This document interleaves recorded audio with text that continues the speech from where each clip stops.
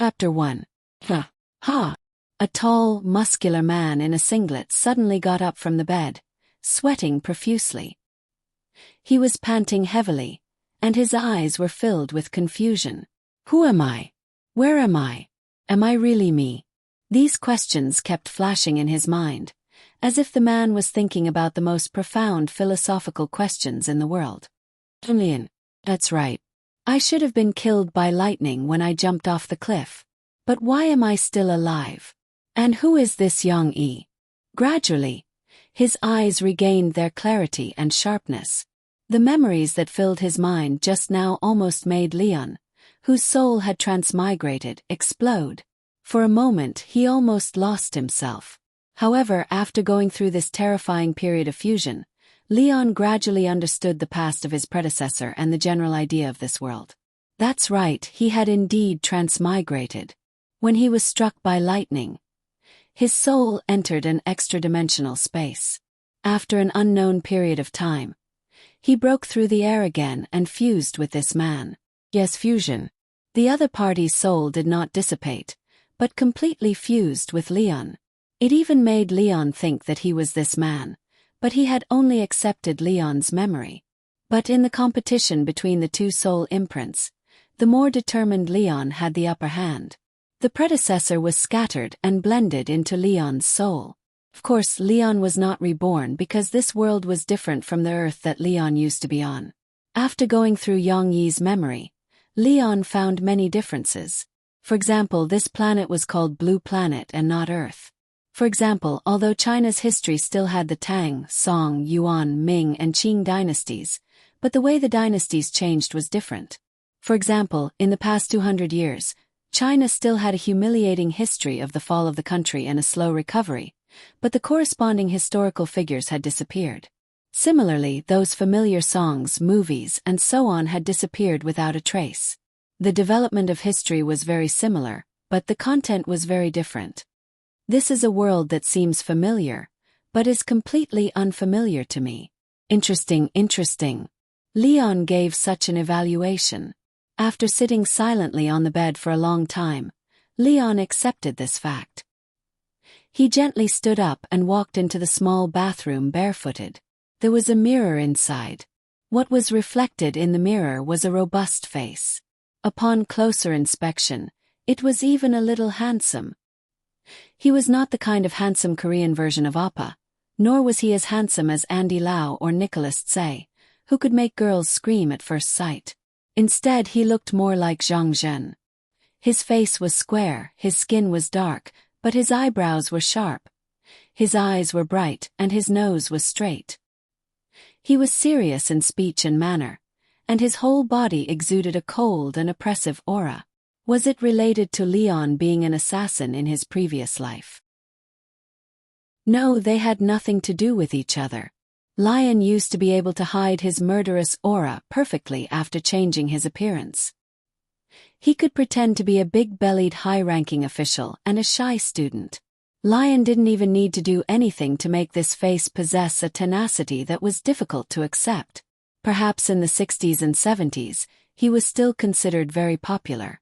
But in this era of chasing after pretty boys, he was afraid that girls would retreat 3 feet when they saw him. However, Leon couldn't help but choke up, and his eyes turned red. As a cold-blooded assassin in his previous life, he didn't get emotional easily. But at this moment, Leon couldn't help but feel emotional. His hands trembled as he touched his own face. It didn't matter if he was handsome or not. What was important was that he finally had his own face that he had always dreamed of, no longer the one who was covered in scars and didn't dare to go out without wearing a human skin mask. This emotion came and went quickly. Leon quickly controlled his own emotions. The corners of his mouth curled up slightly. Although the smile looked a little cold, he was indeed in a good mood. After reading Yang Yi's memories, Leon knew that this man's life wasn't considered magnificent. It was even a little sullen, but it was the ordinary life that Leon had always dreamed of in his previous life. Yang Yi was a retired soldier from the countryside. Moreover, he had practiced martial arts since he was young. No wonder his body was so strong. This made Lion very satisfied. Because even if it couldn't be compared to his previous life, but with this foundation, it wouldn't be too easy to train again. Moreover, Lion secretly felt that this body had a very high talent for martial arts. Coupled with the internal cultivation techniques from his previous life, his future limit would probably be higher than his previous life. Of course, in this relatively peaceful world, Lion didn't need to fight and kill like in his previous life. Practicing martial arts could only be used as a form of self-defense. Going a little too far back to Yang Yi's past. His previous life started to serve when he was 16 years old, and served for more than 10 years. His military rank wasn't low, but because he saw injustice on the road, he had a conflict with a high-ranking officer's son. The stubborn Yang Yi violently beat up the other party. With Yang Yi's skills, and without mercy, how could that foppish kid win? A few ribs were broken on the spot, and he vomited blood and was sent to the hospital. This matter was very big. Under the struggle of many forces, Yang Yi still couldn't keep his military uniform and was forced to retire. In a sense, this was a punishment that only allowed Yang Yi to retain his reputation. Yang Yi was actually a hothead. At that time, there were still superiors who valued him and wanted to help him. As long as he successfully transferred to civilian work, he could return to his hometown and become a section-level cadre. Even the deputy director of the Public Security Bureau was not impossible. However, Yang Yi was stubborn like a bull. After he was discharged, he didn't want to bother with anyone. He just packed up his things and walked more than 10 kilometers away from the military camp. He never looked back. There was no need to talk about the past.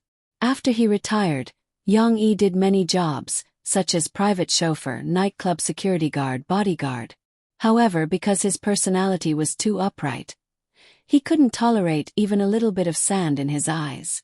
He offended many people and his life got worse.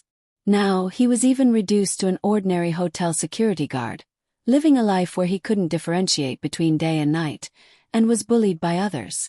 That's a bit sad. Leon touched his chin and sighed as he shook his head. He felt that his predecessor was indeed a good person, but he didn't know how to be flexible, and would easily suffer losses.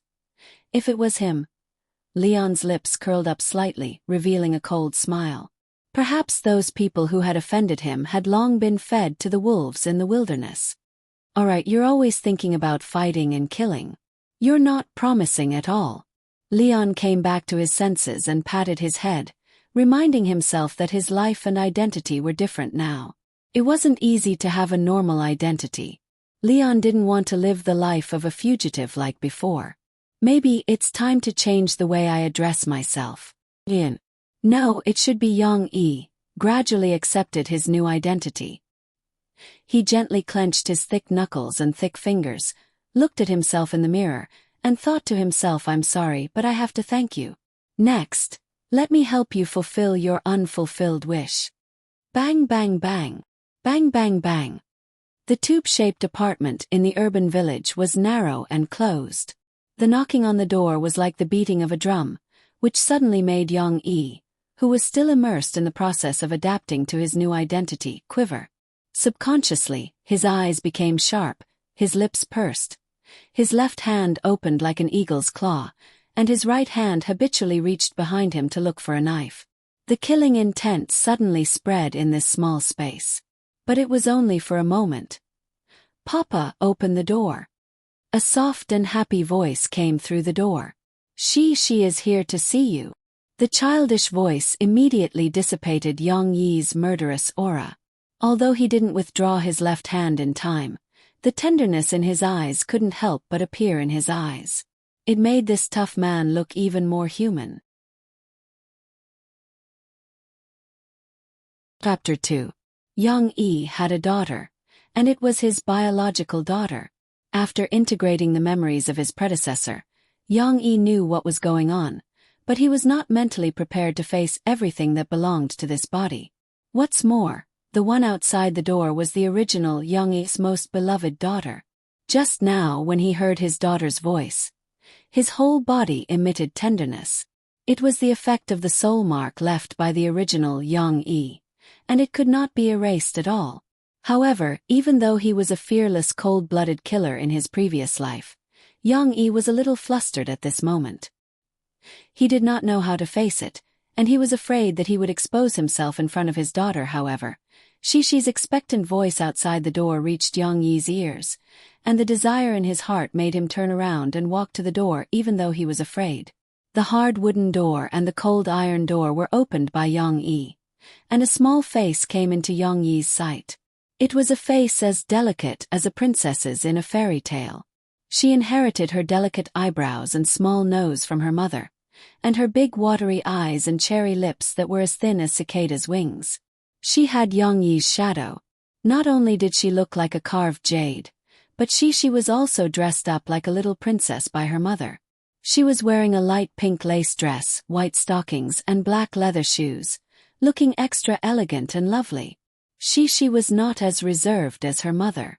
The little girl, who had not yet reached the age of 4, was in the lively age. When she saw her father, she jumped up happily and opened her slender little arms to ask for a hug. Yang Yi hurriedly bent down and picked up Shishi a little awkwardly. "Papa, Shishi missed you so much." The little girl giggled happily, hugged her father's neck and asked coquettishly, "Papa, did you miss Shishi?" The little guy was soft as if he had no bones, and even had a milky fragrance. Hugging him was like hugging the happiness of the entire world. Yang Yi felt her dependence on him, and his heart, which was as cold as ice, couldn't help but soften. He blurted out, "Yes, of course." Perhaps he was still affected by the soul imprint of his predecessor, but Yang Yi had already fused with those memories. He knew that she had not come for almost half a month because her mother was very busy. Yang Yi missed his daughter so much that he almost turned into a love-gazing rock. Therefore, his answer was not false at all. She was very satisfied with her father's answer. The little girl giggled, leaned forward, and gave her father a sweet kiss as a reward from the princess. Yang Yi was stunned for a moment. He lowered his head and looked at the little girl with bright eyes in his arms. He couldn't help but feel proud in his heart. "This is my daughter, Yang Yi." Whether it was the soul imprint of the original Yang Yi or not, the more Yang Yi looked at her, the more he liked her. The tenderness in his eyes completely covered the vigilance that had never disappeared in his previous life. After cuddling with Shishi for a while, Yang Yi finally had time to look at his sister-in-law, who was a little impatient next to him. "Murphy is not coming." Yang Yi was a little disappointed, but he also secretly breathed a sigh of relief. Murphy was Shishi's mother, but she wasn't anyone to Yang Yi. She wasn't his ex-wife, she wasn't even his girlfriend. In fact, she was a superstar in the music industry. The story behind this was a long story.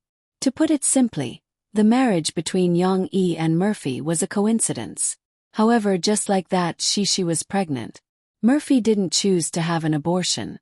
Instead, she retired from the entertainment industry without warning and secretly gave birth to the child abroad. It wasn't until Shishi was 2 years old that Yang Yi, who accidentally came to Zhongqing to work, bumped into Murphy. Only then did he know that he was going to be a father. No matter what, Shishi needed a father. Murphy was also willing to arrange for Shishi and Yang Yi to get along. However, perhaps due to the difference in status, Yang Yi and Murphy's relationship didn't make much progress in the past year. As Murphy's cousin-cum personal assistant, Mo Xiaowan looked down on Yang Yi, who was a scumbag and a good-for-nothing. She said impatiently, "Sister Feifei is busy recording a song. She doesn't have time to come." Mo Xiaowan didn't want to stay with Yang Yi any longer. She had been brooding over Murphy's sudden retirement. She felt that it had completely affected Murphy's development, so she had been blaming Yang Yi. "Okay, now that I've sent Shishi to you, I have to go back. Sister Feifei still has work to do today." Mo Xiaowan snorted arrogantly. She placed Shishi's small school bag on top of the suitcase beside her. However, when she faced Shishi, her tone was much better. "Shishi, say goodbye to Auntie. Auntie will pick you up the day after tomorrow." She was still in her father's arms. How could she be willing to get down? The little girl turned her head around happily and waved goodbye to Imoshawan. Only then did Imoshawan turn around and leave satisfied. However, Imoshawan still didn't give Yang-yi any face. She had no intention of saying goodbye to Yang-yi. Creak, creak, creak. The old fan made an unpleasant sound when it shook its head. This further accentuated the awkwardness of this quiet period. Yes, after Imoshawan left, Yang-yi faced the little girl alone at home. Suddenly he panicked. He didn't know what to do. She sat on the bed. Her slender legs, wrapped in white tights, hung down and swung gently. The little girl blinked her big, watery eyes. She looked at her father walking back and forth in front of her, scratching his ears and cheeks. She didn't understand what was going on. In fact, Yang-yi was very nervous. He could talk and laugh with his target at a high-end cocktail party under his disguise, and he could also flirt with a prostitute in a vulgar place. However, when he faced his own daughter, the most innocent little girl in the world, Yang-yi was completely dumbfounded. He didn't know how to communicate with her. Moreover, he didn't know how to take care of a little girl. Shishi, do you still want to drink water? After holding it in for a while, Yang-yi turned his target to the cup on the bedside table. He used this trick 2 minutes ago. Shishi had just drunk a large cup of water and was already burping. When she heard her father's words, she pouted and waved her hand. No, Shishi doesn't want to drink water. I'm so full. Well, it seemed that it was going to be awkward again. Yang-yi was secretly anxious. Fortunately, Shishi opened her mouth. She remembered a lot of things she wanted to say to her father in the past half a month. He saw the little girl turned around and half knelt on the bed with her long legs. She took her school bag from the side and unzipped it. Papa, look. Cece happily took out a large sketchbook, opened it, and showed it to Yang-yi. This is what I drew. It took me a long time to draw it. On the sketchbook, it was a very rough colored pencil drawing. A round sun was drawn in the sky, and below it was a brown house. On the grass in front of the house, there were 3 little people who looked like matchsticks. Yang-yi, who was relieved, sat on the edge of the bed. Shishi immediately went into her father's arms like a puppy and found a comfortable position to lean on. She was afraid that her father would not understand, so she pointed to the little people and introduced them one by one. This is Shishi, this is Papa, and this is Mom. The 3 little people stood on the grass hand in hand. The youngest, Shishi, stood in the middle, holding her parents' hands. Yang-yi did not comment on the drawing, but the little girl leaned in his arms. He was a little flustered, but he was also very happy. For some reason, listening to Shishi's childish words, he felt very warm. Yang-yi seemed to be attached to this happy feeling in his heart. Perhaps it was not bad to live like this. Chapter 3. Logically speaking, Shishi's drawing was still at the level of a child's doodling. However, in terms of artistic conception and composition, Shishi still had some talent. Young Rant's eyes lit up. After praising and encouraging the little girl, he suggested, Shishi, Daddy will teach you how to draw, okay? In his previous life, Yang-yi had learned zither, chess, calligraphy, and painting in the assassin training camp. He knew all kinds of skills which were the basic skills of disguise. After all, the next mission of the poker assassin organization was the most difficult and arduous. Without any skills to hide in the crowd, Yang-yi would have been caught by the police countless times. Yang-yi didn't like drawing very much, and later became obsessed with music. In his free time, he liked to listen to music, watch movies, and spend some time in his carefully arranged safe house. As for drawing and other skills after leaving the training camp, he didn't improve at all. However, it was still possible to fool Shishi. Of course, it wouldn't work if he just talked about it, so Yang-yi showed Shishi his skills at the beginning. Under the little girl's amazed gaze, Yang-yi held a black pencil and gently sketched. After a few strokes, a little girl with long hair appeared on the paper.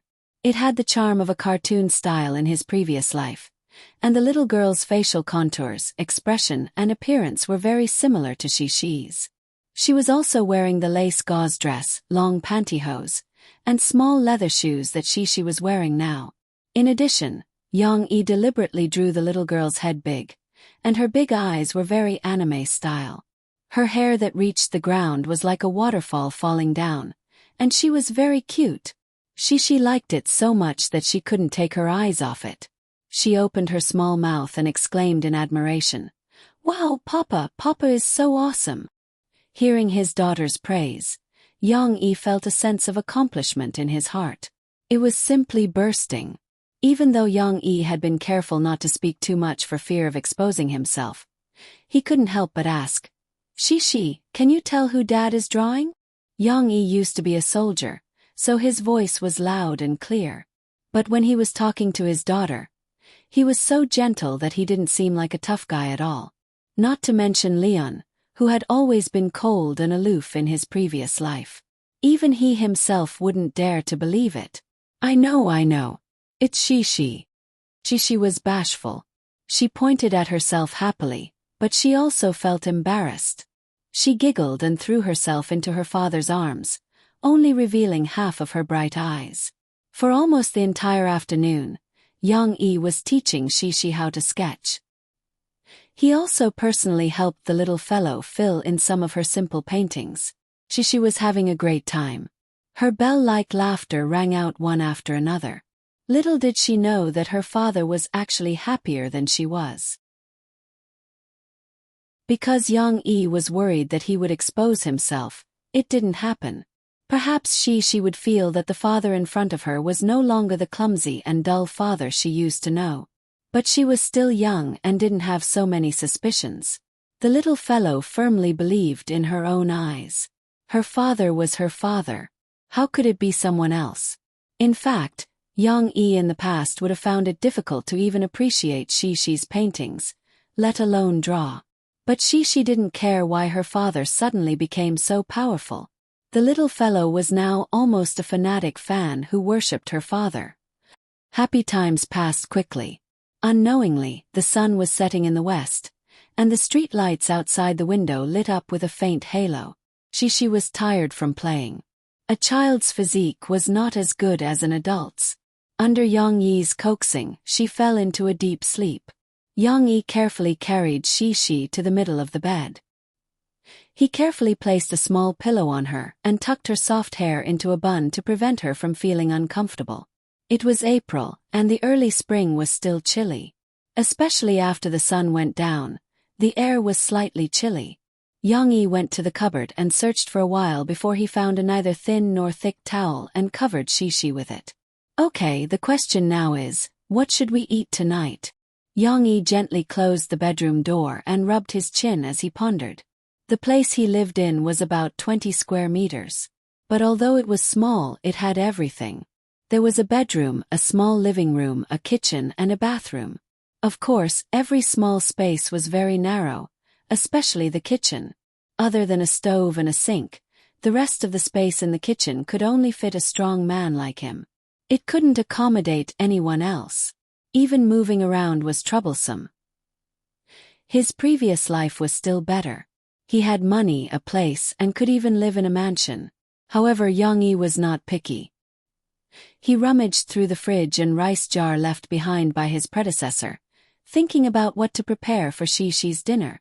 When it came to cooking, Yang Yi was a rookie in the past. He only knew how to cook some white rice. The dishes that went with the rice were either pickled vegetables, olives, or vegetables that he boiled himself and ate with soy sauce.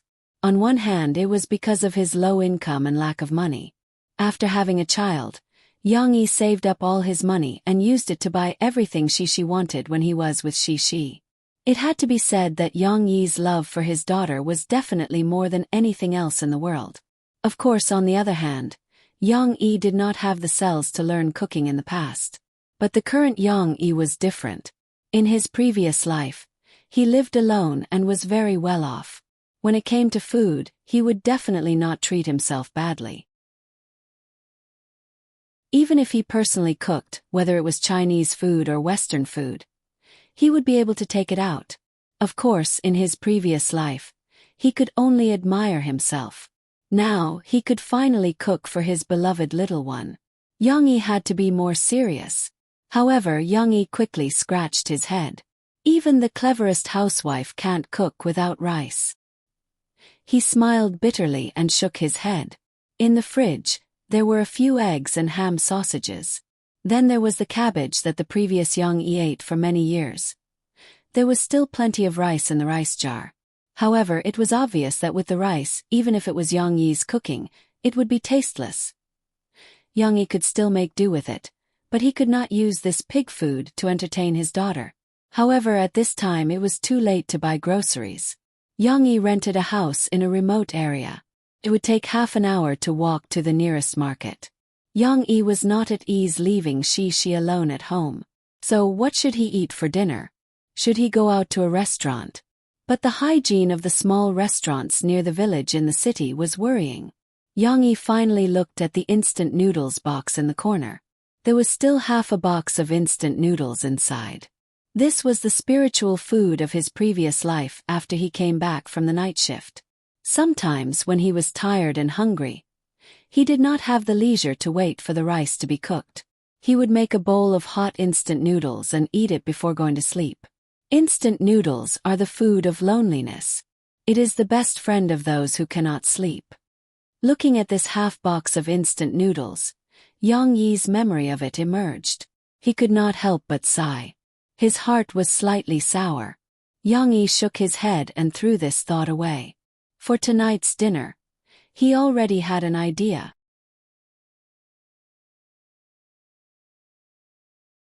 Chapter 4. The houses in the urban village not only had poor sound insulation, but also had poor ventilation. As Young-yi was busy in the kitchen, a strong aroma bypassed the thin door and slipped into the bedroom. The little girl on the bed was like a quiet sleeping beauty. Her delicate face was set off by a few naughty hair, which made her look delicate and delicate. Perhaps it was the aroma of the aroma. The little girl's pink nose flapped slightly, and a little greedily stuck out her small tongue to lick her mouth. In the kitchen, Young-yi was busy around a small iron pot that was simmering slowly. The water and boiled instant noodles were rolling with a strong aroma, which was the mixed aroma of seasoning packets and sesame oil. Young-yi threw away the oil packets of the instant noodles. He didn't trust the oil. Now, Young-yi pulled out the finely cut ham sausage and evenly mixed it with long chopsticks. The taste of the ham sausage blended with the boiling soup, which seemed to be more fragrant. At this time, Young-yi's ears moved. He heard a rustling sound and then the sound of the bedroom door being opened. He poked his head out to take a look. The little fellow was still rubbing his sleepy eyes and walking out in a daze with bare feet. "Papa, Papa." Shi, who had just woken up, said in a soft voice, with a sense of insecurity and anxiety. "Papa is here." Young-yi hurried over and picked up the little girl. In her father's arms, Shi was relieved of a burden, and her sleepy spirit gradually woke up. She put her arms around her father's neck and said with a pout, "Papa, Shi is hungry. It will be ready soon. Papa is making dinner for you." Young-yi helped Shi fix her hair and comforted her with a smile. Of course, the noodles were not ready yet. Young-yi helped Shi put on her slippers and went back to the kitchen. Under Shi's curious gaze, Young-yi couldn't help but show off his skills. He threw the washed egg high into the air, causing Shi to exclaim in surprise. Then Young-yi held the kitchen knife in his right hand and went up to meet the egg. At a distance that was hard to see with the naked eye, Young-yi made a movement to dissipate the force, and the egg landed steadily on the back of the knife without a single crack. Before Shi could react, Young-yi had already flicked his right hand, channeled his strength into the back of the knife, and tossed the egg up again. His movements were extremely fast, and the tip of the knife flipped over, cutting right into the eggshell and firmly embedding the egg inside. "Oh!" She cried out in surprise. The little fellow's mouth was so wide open that an egg could be stuffed inside. She subconsciously covered her mouth with her small hands in a ladylike manner. Young-yi smiled. In fact, he had never practiced these tricks before. He had only watched videos on the internet before. However, with his skill in controlling the knife like a god, it was not too difficult for him to do it on the spot. However, Yang Yi felt a sense of accomplishment to be able to make his daughter so happy. The egg white flowed down along the knife, and slowly spread on the instant noodles under Yang Yi's shaking.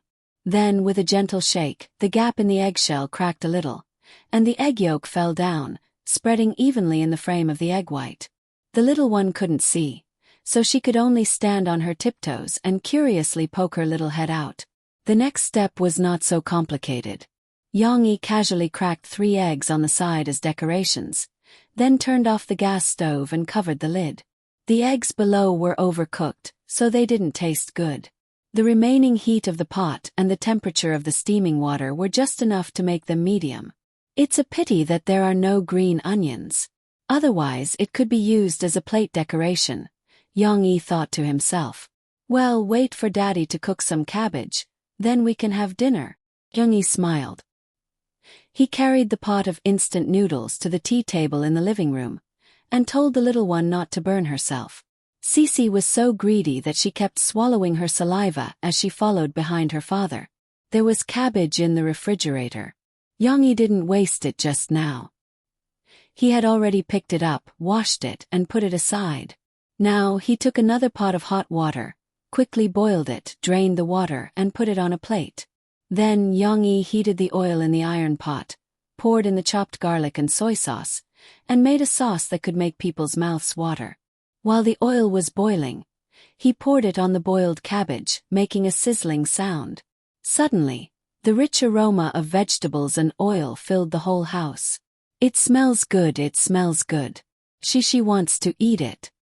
The little one's stomach growled, and she couldn't wait to jump up and down. She was quite sensible. She took the initiative to help her father carry the washed dishes and chopsticks, and then she took out a small stool exclusive for Shi and sat on it obediently, waiting for dinner. In fact, Yang Yi's movements were quite fast. The instant noodles were not stuffy for too long. He lifted the lid, and the instant noodles in the pot were just soft without losing their chewiness. However, Shi's attention was attracted by the heart-shaped egg in the middle. Yang Yi's dazzling skills just made the egg spread out in the shape of a heart. The golden yolk was inlaid in the middle of the white egg, as if it was a work of art. In fact, Yang Yi felt that the other 3 eggs he had cracked were more delicious. This heart-shaped egg might not be as tender as the other 3. After all, it was spread out and boiled for a long time. She saw her father put an egg in her bowl, and the little one immediately refused. She pouted her pink little mouth and said, "I want that, I want that." It seemed that even for children it was an era where appearance was important. Yang Yi smiled slightly. Fortunately, he was prepared. He used the spoon in his left hand and the chopsticks in his right hand. He used his strength and gently scooped up the egg with the noodles under it, and quickly transferred it to Shi's small bowl. The egg on the noodles still maintained its original appearance. "Be careful." She was very nervous. When she saw her father scooping the noodles back into the bowl, she was worried that he had broken something. No. Be.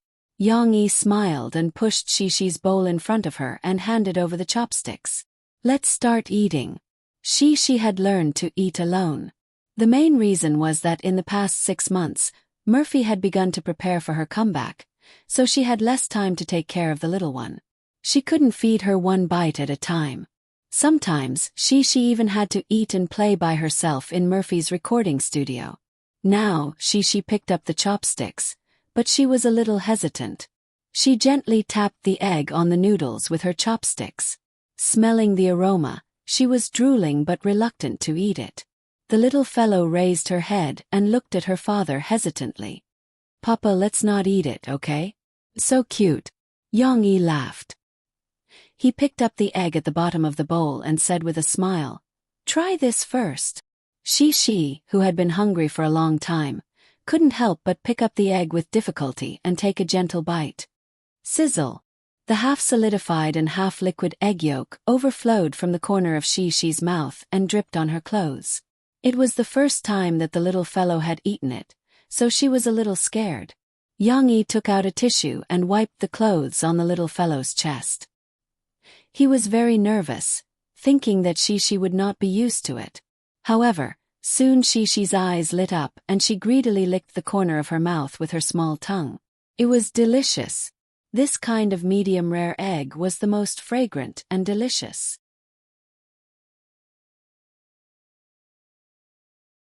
Chapter 5. It's so delicious. She likes it so much. The little fellow rubbed her bulging belly in satisfaction and leaned back on her little stool in an unladylike manner. She giggled at her father. There were still some noodles in the bowl, but it was only because the little girl couldn't eat anymore. Whether it was the fragrant and smooth eggs, the fragrant instant noodles, or the fresh and juicy cabbage, she liked them all very much. She ate 10% more than before. Tomorrow Dad will go shopping and make more delicious food for you. Young Yi smiled. He looked very calm, but in fact he was very proud. In the past, when he was cooking alone, he could only admire himself. Now, with his daughter's praise, he felt a sense of accomplishment. It was rare for him to have such a good appetite, so Yang Yi poured the noodles left by Shi into his bowl and ate them up. Although Yang Yi decided to take Shi to the amusement park tomorrow, which was Shi's wish, how to pass the time tonight? Should he continue to sit awkwardly face to face with Shi? In the urban village, Yang Yi didn't live near a place for children to play. Yang Yi, who didn't have any good ideas, pondered for a long time before he came up with an idea. Shi, Dad will tell you a story, okay? Yang Yi said while holding a towel and wiping the little girl's hair, who had just taken a bath. After taking a bath, Shi became a quiet and lovely little girl again. She sat obediently and let her father comb her hair. The little girl indeed inherited Murphy's genes. She was a little beauty since she was a child, and her soft long hair was very delicate. Although she only came to her father's place to play for 2 days, her meticulous mother, Murphy, prepared a large suitcase of clothes for her, including several sets of pajamas. Now she was wearing a set of pink bunny pajamas, which was chosen by Shi herself. It was said to be her favorite cartoon character. This also gave Yang Yi an inspiration. Dad can tell stories. The little girl couldn't believe it, because her father had never read bedtime stories to Shi like her mother did in the past. However, there were stories to listen to. Shi didn't think too much about it. She nodded excitedly and said happily, "Yes, Shi loves to listen to stories." What story should he tell? In his previous life, Yang Yi had been fighting in the assassin training camp since he was young. Not to mention fairy tales. He didn't even have a childhood. Therefore, he knew that there were fairy tales like Hans Christian Andersen and Grimm's fairy tales, but he had never read a single page of them. Therefore, Yang Yi could only target some of the movies that he had watched before. Fortunately, at least when some of the animated movies became popular as a movie lover, he did not miss them. Cough, cough. Yang Yi cleared his throat and began to tell the story a little nervously. A long, long time ago, in a beautiful kingdom surrounded by the sea, there lived 2 lovely, beautiful little princesses. Shi was immediately brought into the scene by her father's description. Yang Yi's memory had always been very good. As long as he had seen the movie, he could remember the details clearly. He said, the elder sister was called Elsa, and the younger sister was called Anna. Anna was very lively, and she liked to play with her elder sister. That's right, the story Yang Yi was going to tell was the animated movie that was popular all over the world. Frozen. She blinked her big eyes and asked curiously, "Dad, why do their names sound like Americans?" The United States of this world was like the United States of Yang Yi's previous life. It was located in North America and was also one of the most powerful countries in the world. She was born in the United States, but her citizenship was not transferred to the United States. Murphy left Shi in China. Yang Yi smiled and said, "They are not Americans, but they are indeed foreigners." The story was interrupted by the little girl, And Yang Yi continued. The following plot was not only moving with the scenery. Yang Yi's voice was very gentle, and one could not feel that he was actually a tall and strong man at all. Actually, the elder sister, Elsa, has the magic ability to create snow since she was young. It's like a lot of snowflakes floating down with a wave of her arm. Xishi's eyes followed the movement of her father's arm. She seemed to really see the snowflakes dancing in the air. Her little face was very sincere and envious. Magic, it's so powerful. But it's not a good thing. Yang Yi continued. One night, Anna couldn't sleep, so she came to wake her elder sister up and said that she wanted to see a snowman. Snowmen could be made. She knew what a snowman was. Her big eyes lit up immediately, just like the cute little sister Anna in the movie. Yang Yi described to Shi the scene where Elsa took her younger sister to play in the snow in a big palace. With a magic spell, snowflakes would appear all over the sky, and a thick layer of snow would be created to build a snowman. Then they would take the snow baby to ice skate. Every scene was very dreamy and fascinating. Yang Yi, who was not an assassin in his previous life, was actually a literary youth. He was very good at describing. The story he told was no different from watching a movie. She felt as if she could see the scenes. Of course, the little girl still said with some envy, She hasn't played in the snow yet. Mom didn't even let her. That's because playing in the snow is dangerous. Especially for Anna, who is about the same age as you. Yang Yi said gently as he gently tapped Xishi's little head. The story was progressing slowly. When Xishi heard that Anna was injured and unconscious, the little girl immediately grabbed her father's hand nervously. Her delicate little hand was sweating because of nervousness. Fortunately, Grandpa Goblin Dr. Pelby saved Anna. Unfortunately, Anna's memory of Elsa's magic was wiped clean. She did not understand this plot. Her big eyes blinked, and she was a little confused. However, Yang Yi then used a low voice to tell the story after Anna woke up. The king wanted Elsa to stop thinking and using these magic spells, so he dismissed many staff in the castle. He also separated Elsa and Anna so that they could not have any contact. It happened almost overnight. Anna didn't know what had happened at all. Her dearest sister, Elsa, locked herself in her room and stopped playing with her. Even if she sang outside the door, Elsa, who was traumatized, ignored her in order to protect her younger sister. That's right. Unknowingly, Xishi's big eyes were filled with tears. She seemed to feel Anna's loneliness. Because of Murphy's special identity, Xishi could not play with other children. What should we do? What should we do, Dad? Quickly help Anna, help Sister Elsa. The little girl's soft heart was touched. She grabbed her father's hand and said in a choked voice. Yang Yi quickly sat down and hugged the little girl in his arms. He patted her little head and coaxed, "Don't worry, there's more to come." The night was still very long. Yang Yi was ready to tell a long story until Xishi fell asleep.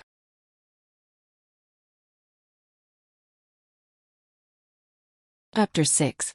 I don't want to. Xishi's sobs were like the moonlight variation in the OTS song, The Legend of Qin, Full Moon Night, until dawn. It was full of sadness and stubbornness. Yang Yi stood awkwardly by the bed and scratched his head. The little girl wasn't crying because of the story of Frozen that her father told her last night. The story had a perfect ending. It was just that she didn't want to go to sleep because she wanted to hear the story.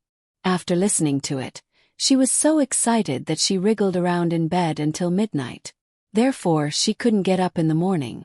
Yang Yi saw that he couldn't wake her up, so he let her sleep until late in the morning. Well, Xishi was even more unwilling now. I want to play all day. Xishi had just woken up. Her morning grumpiness mixed with her obsession to play in the amusement park turned into an indescribable grievance. She could only cry. Yang Yi was really dumbfounded. Why was she crying? Whether in his previous life or this life, Yang Yi was a man of steel who didn't cry easily. He really couldn't understand why Xishi was crying. Was it because she didn't have enough time to play in the amusement park? However, Yang Yi explained that he couldn't wake Shishi up, so he let Shishi continue to sleep. However, Shishi didn't listen. She was immersed in her own grievance and cried miserably.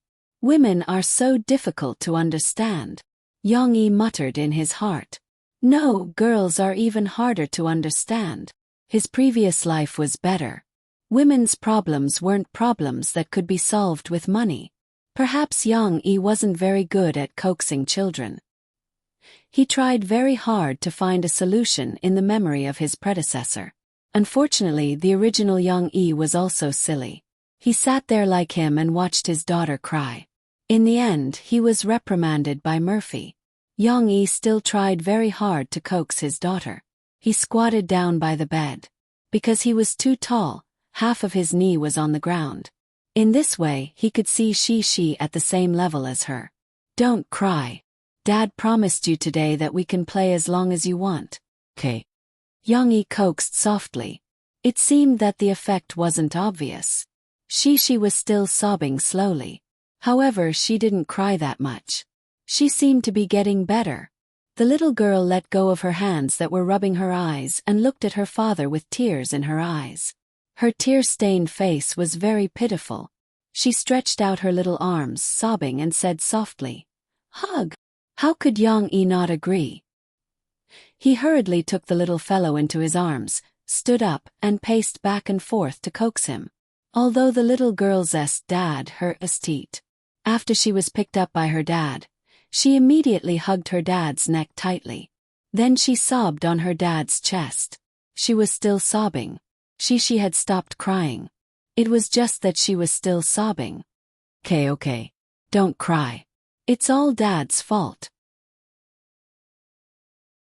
Yang Yi's steel-like heart was almost melted by his daughter's crying. He gently patted Shishi's back and said softly.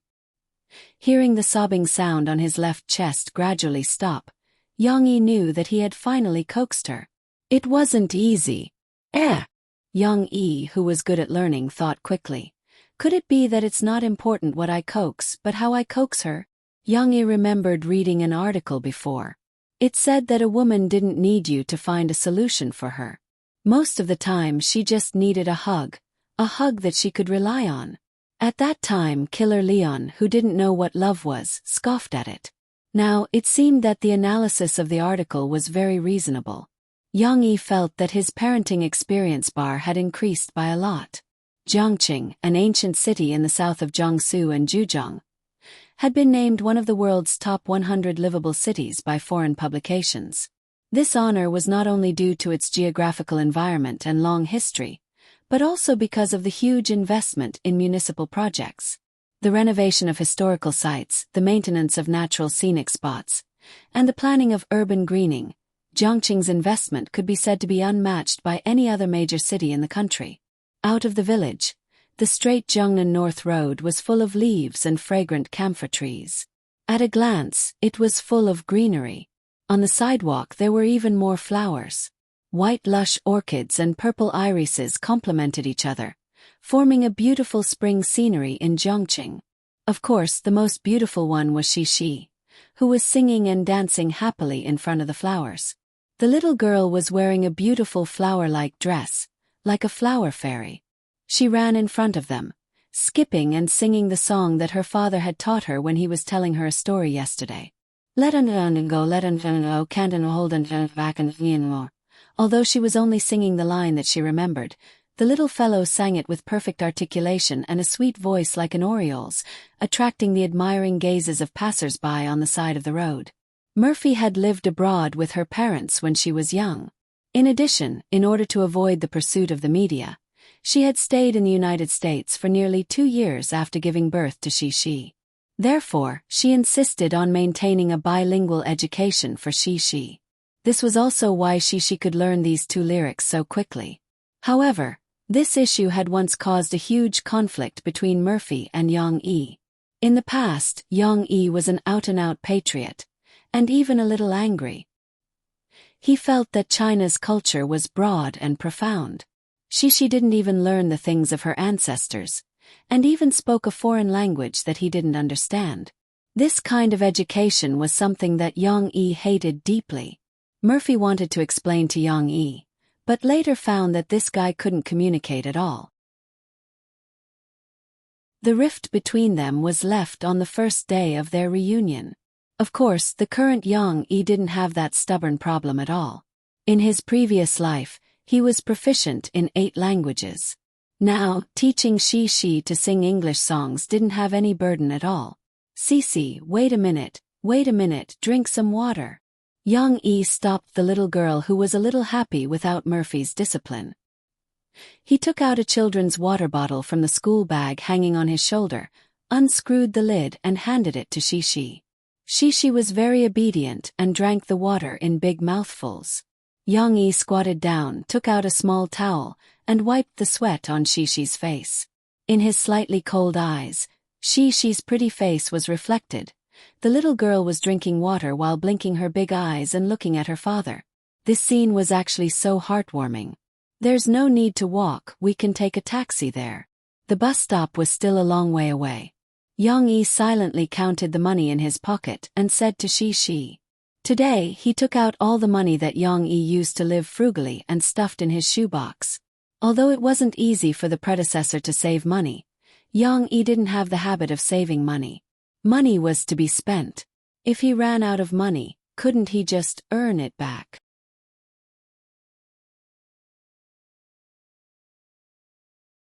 Chapter 7. The amusement park in Zhongqing City was located in the Dongqing district, which was not far from where Young E lived. Thus they arrived quickly by taxi. As soon as they arrived at the entrance, while Young E was still buying tickets, the little girl was already looking at the high Ferris wheel and shouting excitedly, "Papa, I want to sit on the Ferris wheel. Papa, take me to the Ferris wheel." Perhaps he was affected by the little girl's emotions. Young Yi's slightly gloomy state of mind gradually became sunny. He laughed and picked up the little girl.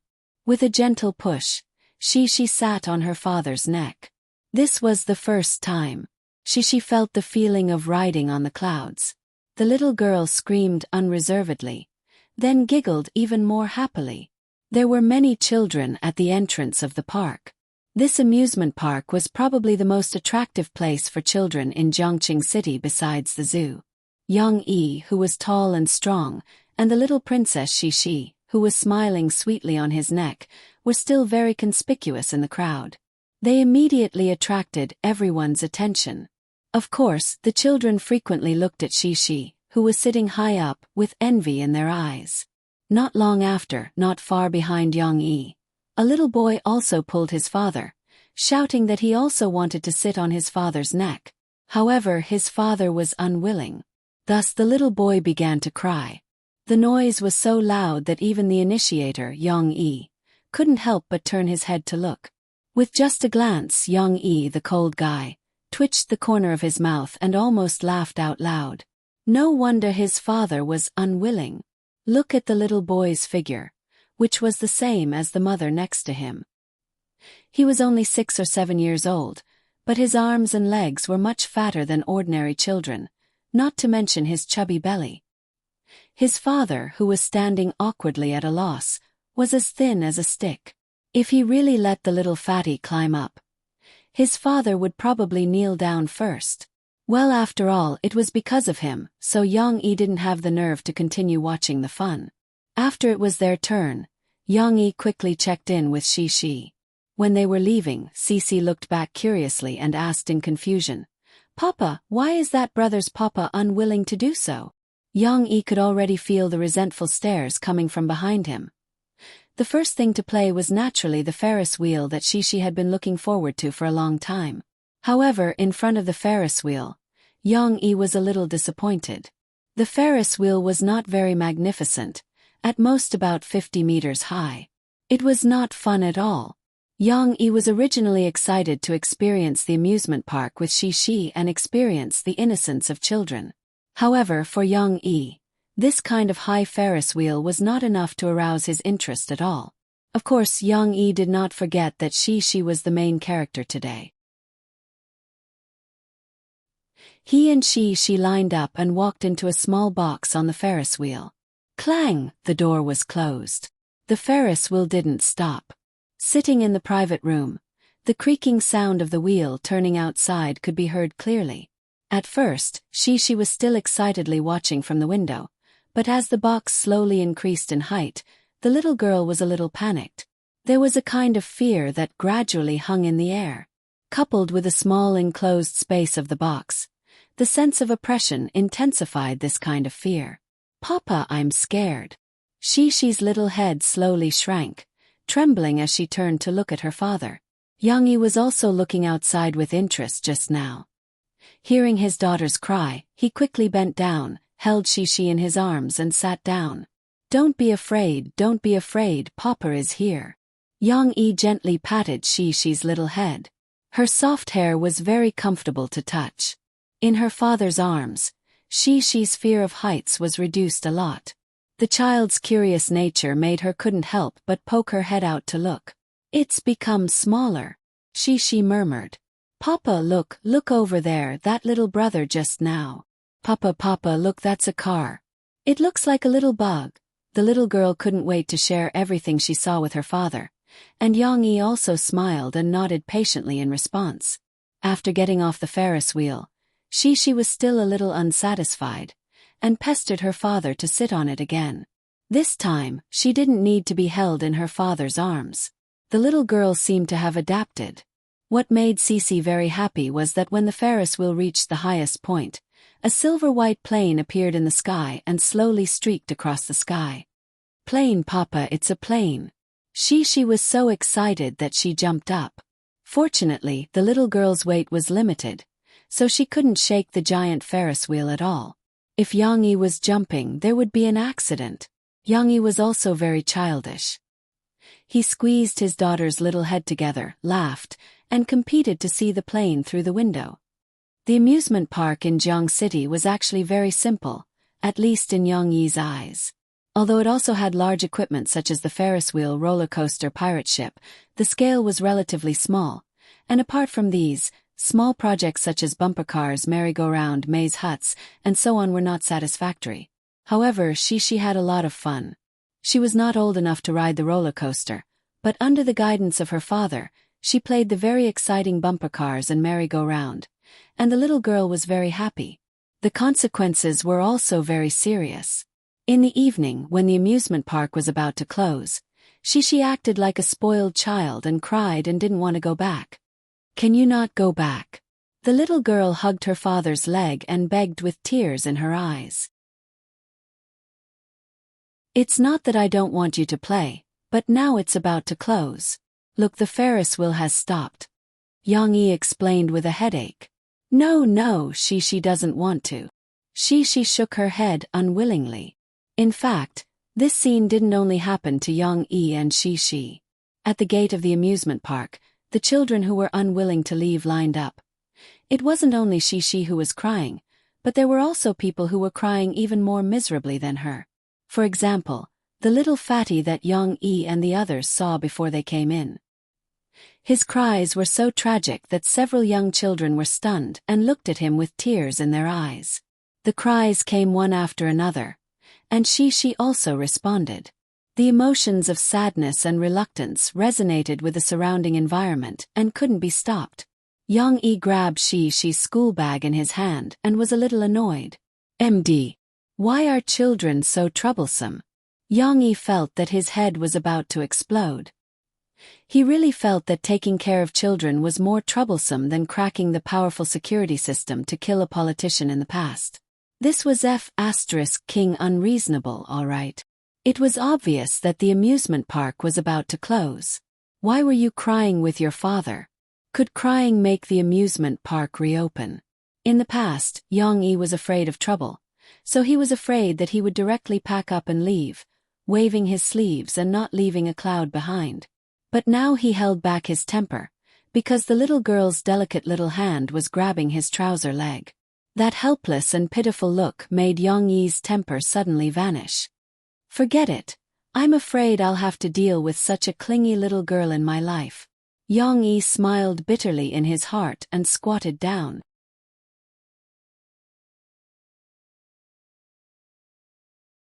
Chapter 8. What does a real amusement park look like? Now let me tell you about it. In the private room of a small restaurant, Cece was sitting on a high child seat. Her two small hands were grabbing the white chicken leg that her father had given her. She was gnawing on it with all her might. She even blinked her long eyelashes and looked at her father with her bright eyes as she listened to him attentively. Previously, Shishi had cried and refused to leave the amusement park, but Yang Yi finally found a way to coax the little girl out. He drew a picture for Shishi. Do you want to know what the best amusement park in the world looks like? So, Shishi was brought out of the amusement park by her father with a strong sense of curiosity. It was already evening. Yang Yi found a small restaurant outside called Cantonese Cuisine King's Mansion. While eating dinner with Shishi, he described the so-called best amusement park. That amusement park should be as big as a small town. Yang Yi saw that Shishi found it difficult to understand the concept of a small town. He changed his words and said, "What if I bring Shishi in to play for 2 days and 2 nights and we can't finish all the attractions?" Shishi's eyes lit up. 2 days and 2 nights. How fun would that be? Yang Yi continued, "This shouldn't be called an amusement park. It should be called an amusement park, or even a big holiday resort. It has many theme parks that are as fun as amusement parks and many types of theme hotels." Yes, what Yang Yi wanted to introduce was the world-famous Disneyland in his previous life. Of course he had no interest in Disneyland before, but when he was doing a task, he followed the target and sneaked in, so he had a certain understanding of it. For example, the theme park of Frozen. In this park, Shishi can see many scenes from the story that I told you yesterday. Shishi put down the chicken leg in her hand and pouted her oily little mouth. She couldn't help but ask, "Will Sister Elsa be there too?" Although Anna was also the main character in her father's stories, Shishi preferred Elsa, who had magic and could make snowflakes fill the sky. Of course. Yang Yi smiled and said, "Aisha is in her ice castle." "Oh, ice snow castle." Cece's big eyes were overflowing with light, full of longing. Yang Yi continued, "The Frozen theme park is just one of them. There are many other interesting theme parks, such as Two Big Round Ears, the smart and cute Mickey Mouse, the good-tempered Donald Duck in a sailor suit, and so on. There are many cartoon characters combined to form all kinds of theme parks." Although Shishi had never heard of this before, the little girl was somewhat confused and felt that it was awesome. Her face was full of envy. There's also a small train that runs through the park, humming. You can see a lot of interesting scenes. Yang Yi smiled. Some parks have the sea, ships and pirates. Some parks have mountains, active volcanoes that can spew fire. The little girl was completely interested in her father. She was so excited that she twisted her little butt and couldn't sit still. "Papa, take Shishi to play, okay?" the little girl said coquettishly. This. Yang Yi suddenly realized that he seemed to have dug a hole for himself by describing Disneyland to Shishi. In this life, the original Yang Yi had traveled extensively after retiring. He had stayed in many big cities. However, in his memory, there was no amusement park as large and as interesting as Disneyland. The largest amusement park in the country was in Harbor City, but it was just an upgraded and luxurious version of the amusement park in Jiang City. The attractions were almost the same. "This is just Papa's idea. There is no such amusement park in the world now," Yang Yi confessed to Shishi honestly. The excited little girl was stunned. After a while, a disappointed expression appeared on Shishi's little face.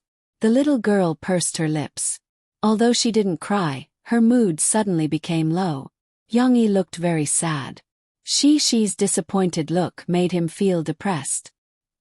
He didn't know why, but he didn't want Shishi to be disappointed in him, no matter what. Papa should be his daughter's hope and Santa Claus. He should satisfy everything she wanted.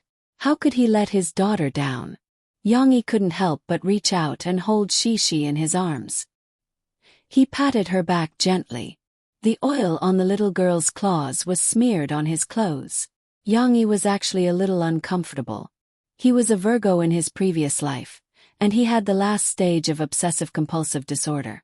But for Shi, he resisted his inner entanglement. Not only did he tolerate the little girl making a mess in the house, but he also waited until Shi fell asleep to clean up.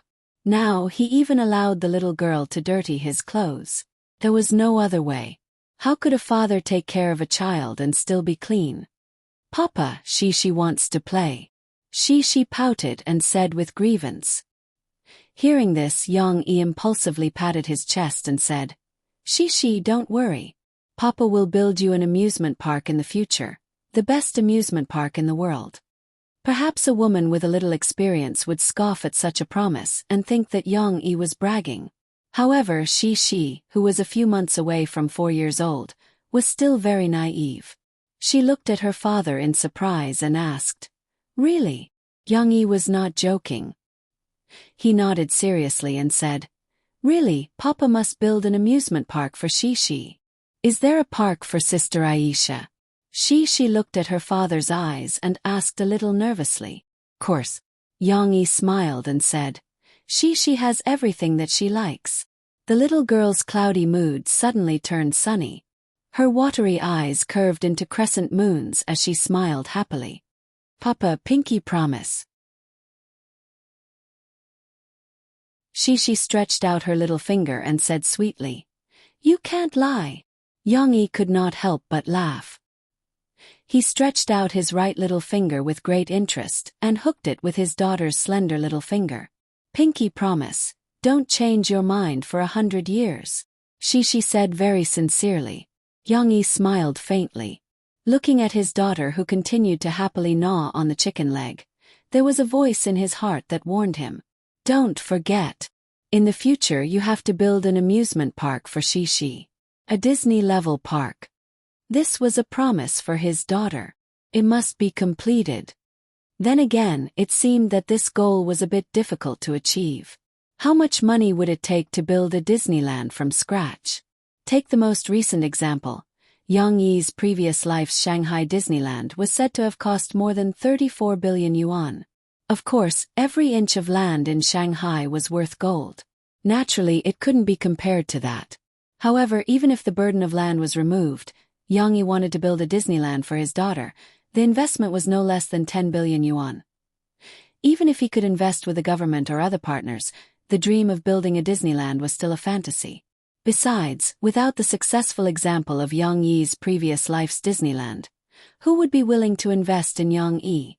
However, Yang Yi was not a person who would give up easily. Moreover, he had experienced rebirth and time travel. Yang Yi did not think that there was anything that he could not do.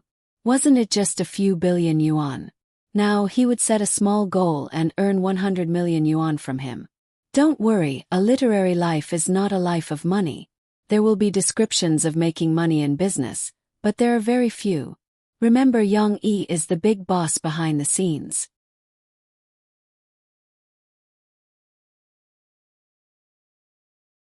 Chapter 9.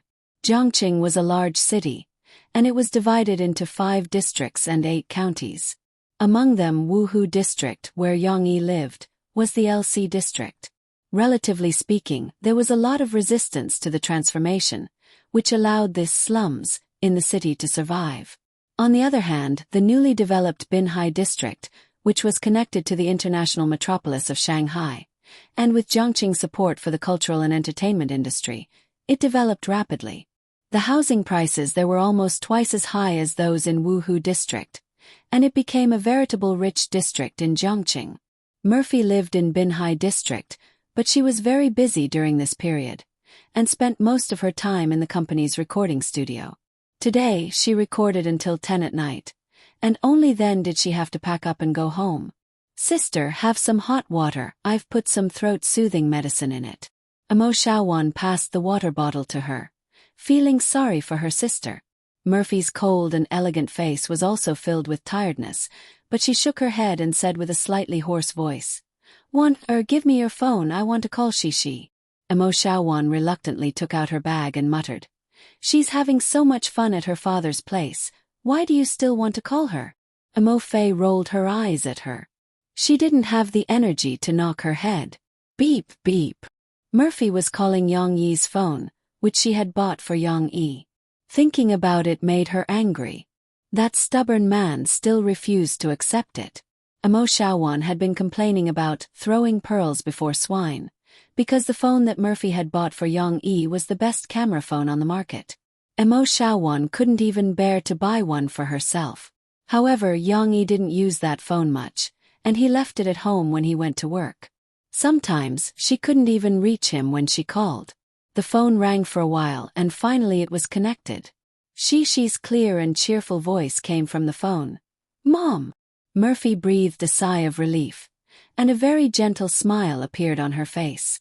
This was rare. Murphy used to be called the Ice Queen because her appearance was very cold, and her emotions were hidden in her heart. Even her fans thought that her smile was rare. "Shishi, why aren't you sleeping?" Murphy asked softly. "I just came back from the amusement park with Papa, and then Shishi took a bath and Papa is taking a bath." She, like a spy, reported. "Really? Amusement park?" Mo Fei was stunned for a moment. She frowned slightly and said, "Did your Papa take you to the amusement park today?" So, Shishi learned her mother's accent. "Yes. It's so fun." She reported happily. "I sat on the Ferris wheel with Papa, and we also saw a big plane." Murphy listened absent-mindedly and echoed from time to time. She didn't have any opinions about Yang Yi taking Shishi to the amusement park, but she was entangled in a problem. Where did Yang Yi get the money? It should be known that the entrance ticket to the amusement park cost 200 yuan, and Shishi's half ticket cost 300 yuan.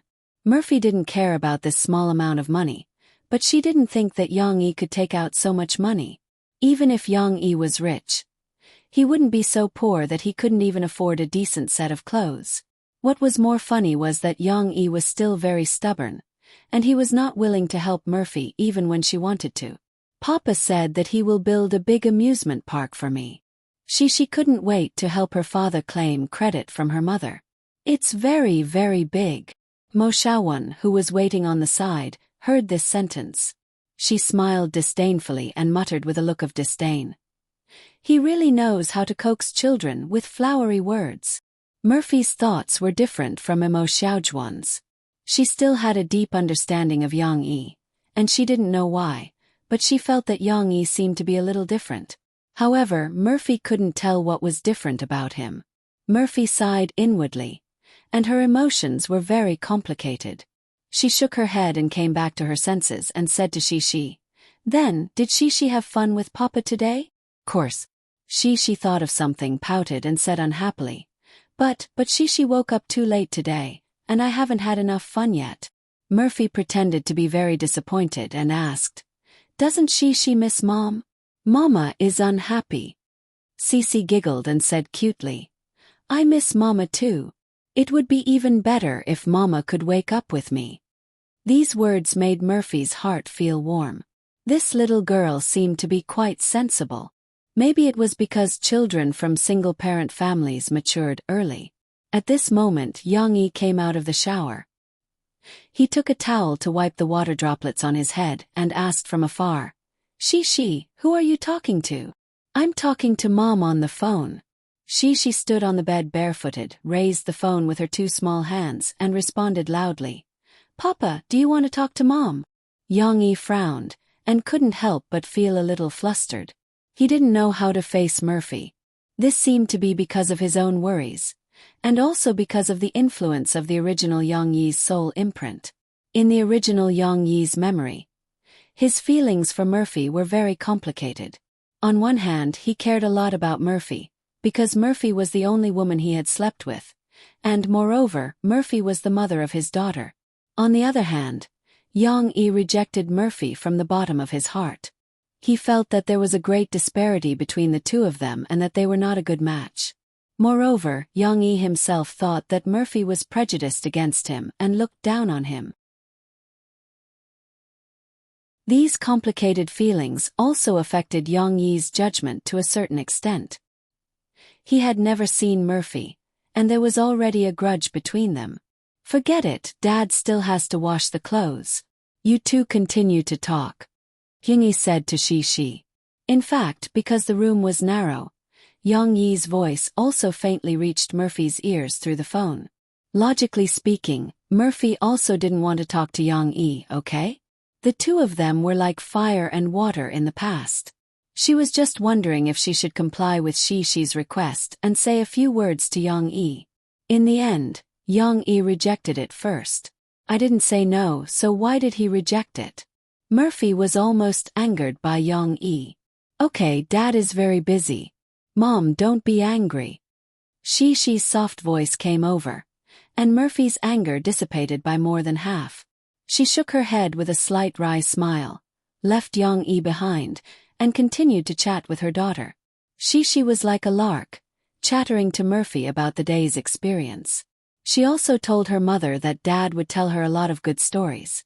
This bit of information made Murphy's heart feel even more strange. Was this still the dull and clumsy Yang Yi from before?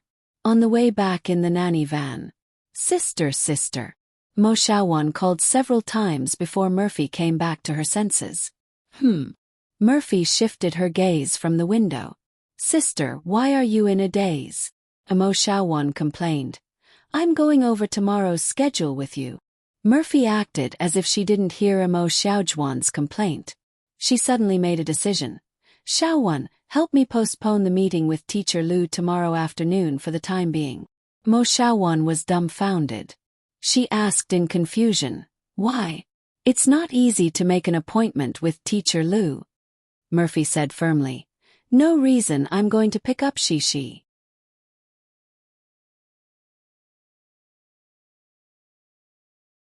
Chapter 10. Creak.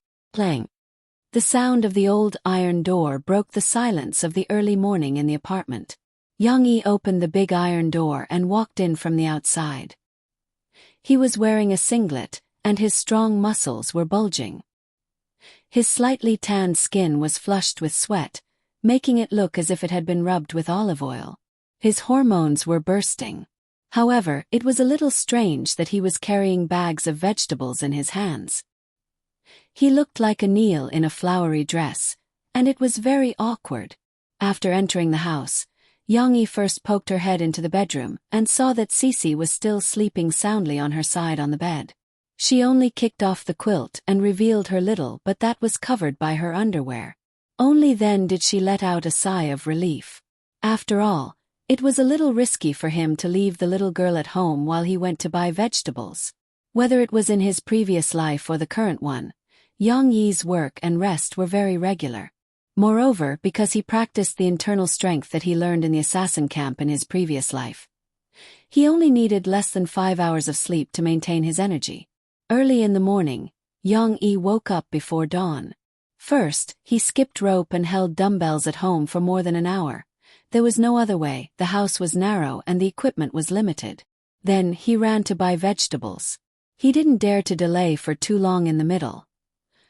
Today, Yang Yi didn't prepare a Chinese breakfast for Shi.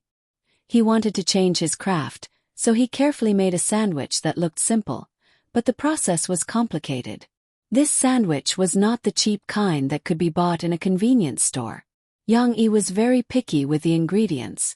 The toast, cream, bacon, and vegetarian ham were all high-end goods that he bought from the supermarket that specialized in imported goods when he took Shi to the mall last night. The eggs, lettuce, tomatoes, and so on were also fresh vegetables that he just bought from the market. The bacon, ham, eggs, lettuce, and tomato slices that were fried in butter were placed layer by layer on the triangular toast that was smeared with cream. Then, he used the other half of the toast to pick it up. The little guy's mouth was not as big as an adult's. Yang Yi had specially made it thin, especially the toast. Yang Yi had almost cut it into transparent thin slices. After all of them were stacked up and pressed gently, it was only half a finger wide. However, the small quantity didn't mean that they were cutting corners. Every layer was meticulously made thin and fine, ensuring that there was variety and that it was mini. With Yang Yi's culinary skills, the taste of this sandwich, which was rich in ingredients, was definitely not inferior to the ones made by the top chefs in the big hotels. The most direct feeling was that Shi's face was brimming with happiness as she ate. When the little guy was woken up by his father, he was still a little grumpy. Young Yi carried the fluffy-haired little fellow to wash up. When they passed by the living room, she saw the sandwiches on the table and thought they were bread that she didn't like. She pursed her lips and was about to cry. However, after she took her first bite, she couldn't stop. "Daddy's sandwiches are so delicious," she shouted with her mouth full. Then, before she finished eating, the little guy took another bite. The delicious and juicy bacon, lettuce, tomatoes, and other fillings seemed to bloom in her mouth. It was so delicious. She didn't even have time to take a sip of her favorite yogurt. "It's so delicious. Papa, she also wants to eat sandwiches tomorrow." When Young Yi was washing the dishes, she was as happy as a little oriole flying through the forest. She ran over, hugged her father's feet, and said coquettishly, "Okay? Is that okay?" Young Yi thought for a moment but shook his head and said regretfully, "Not tomorrow. Your aunt will come to pick you up this afternoon."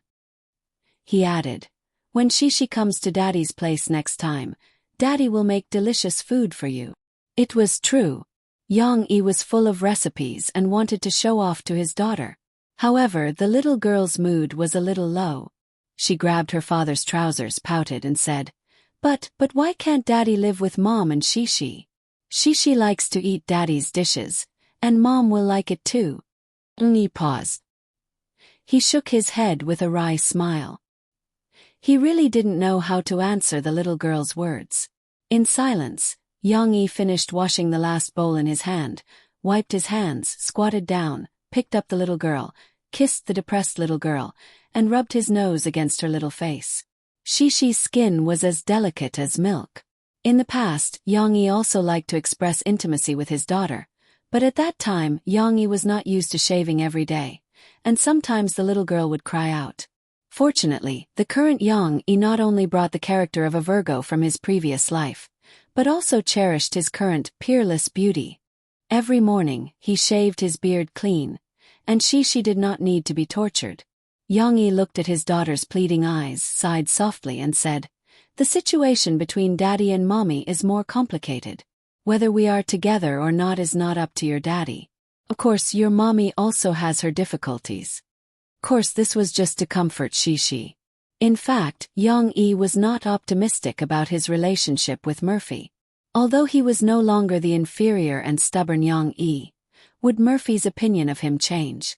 Or from another point of view, could he accept Murphy? What kind of people were the people in the entertainment circle? Young Yi knew a lot of inside stories in his previous life. Moreover, in the entertainment circle there were joys and sorrows and cuckoldry. These kinds of things were not rare. Young Yi might be very interested in music, but what he liked was classical music. He liked songs with meaningful lyrics, and he wasn't a singer who liked to sing. She was quite well behaved. She reached out and hooked her father's neck, kissed him and comforted him in turn. "Papa, don't be sad. She likes Papa." Young Yi could not help laughing, and reached out to rub the sensible little girl's head. At around 3 o'clock in the afternoon, someone knocked on the iron gate of Young Yi's house. Young Yi, who was lying on the bed, turned over, frowned, and looked at the door. In the morning he took Shishi out to play and came back a little late. The little girl was still taking a nap. Young Yi did not need to take a nap, but who asked the little girl to be so clingy? Fortunately, she was sleeping soundly and was not woken up. But who on earth came to the door? Young Yi gently closed the bedroom door and walked over. The big iron door was opened with a harsh friction sound. Young Yi was surprised to see a slim white-collar beauty wearing a pair of toed sunglasses standing outside the door. Although the big sunglasses covered half of the other party's face, there was no doubt that this was a great beauty. Her face was a little thin, but it was not the face of a snake spirit. On the contrary, her chin was a little round, but there was no baby fat version of Lu Yifei's fairy face. With this face, even through the sunglasses, Young Yi could feel the delicate outline of the other party, and the soft beauty of the lines. Presumably, she would be even more beautiful if she took off the glasses, right? And the other party's figure was not bad.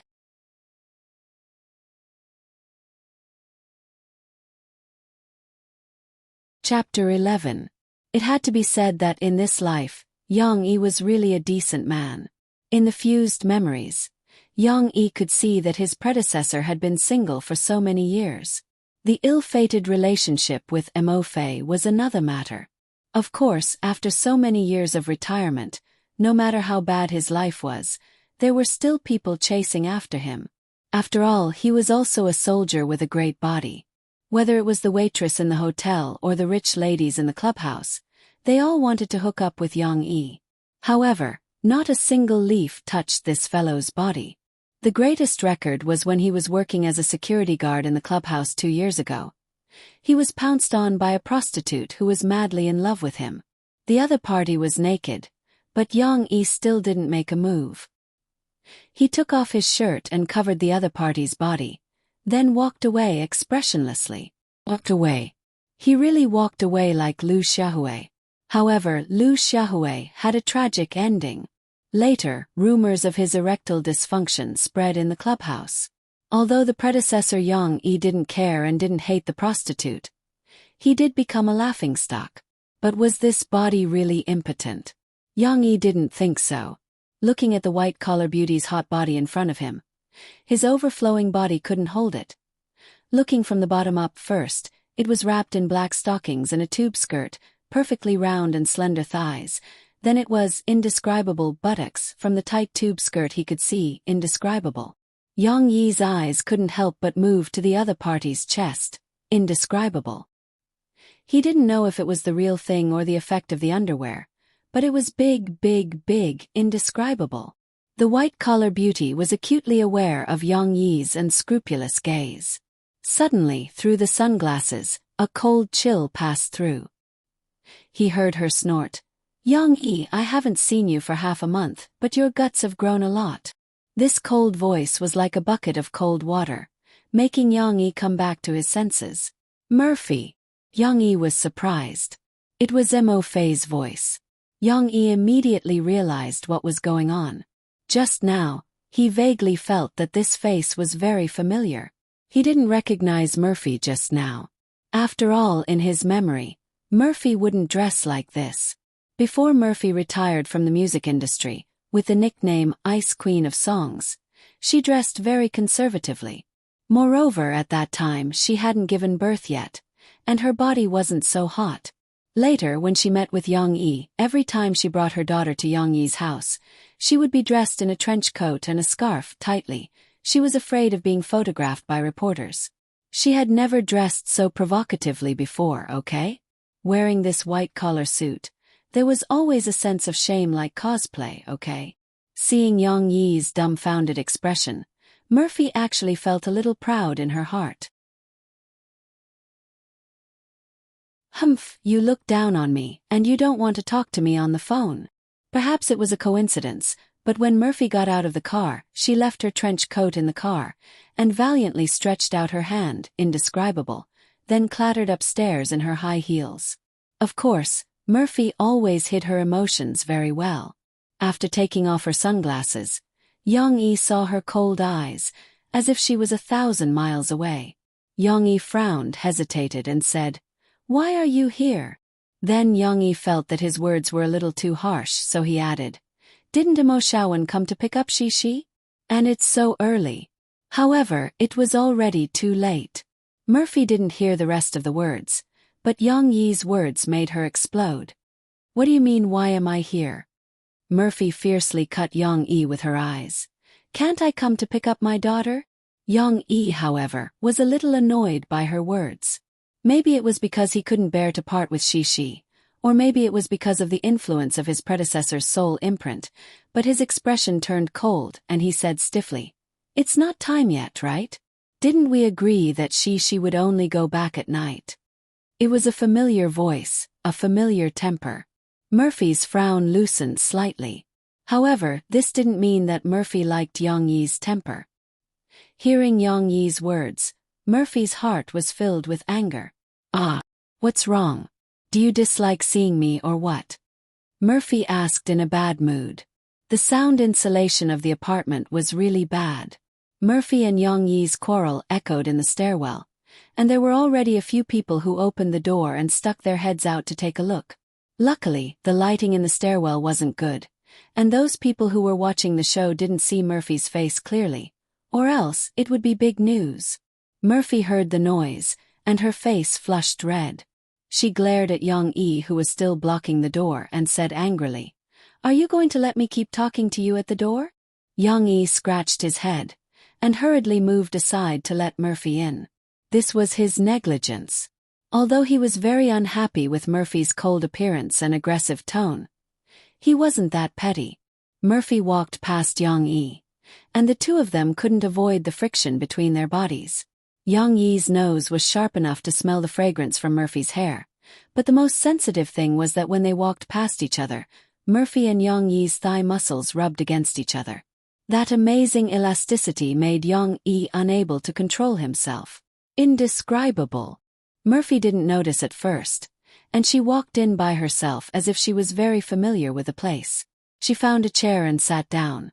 Her skirt was pressed down, and her legs were slightly tilted to the side. Her posture was very elegant. However, Young E didn't follow her in. After a while, he looked embarrassed as he bent down and stuck his butt out, and walked in close to the wall. Murphy's cold eyes flashed with a trace of astonishment, and then she understood.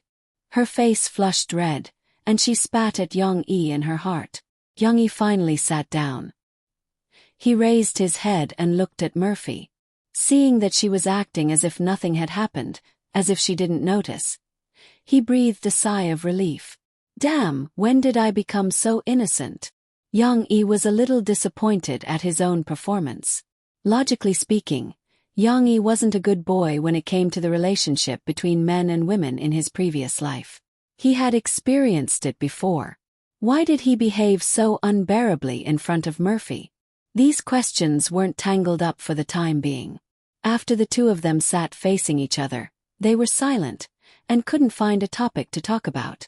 The atmosphere was awkward.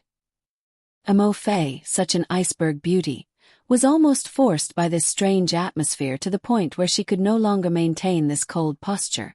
Big blockhead. Murphy was also helpless. She was about to be angered to death by Young E. Her heart was a little sad. You don't welcome me? She felt that Young E was not only a blockhead, but he might also hate her. Otherwise, why would Young E be so obedient to Shishi every time, but be so cold and heartless to her? Obviously, Murphy didn't realize that there was a problem with her. Her height was cold, and she wasn't worse than Young E.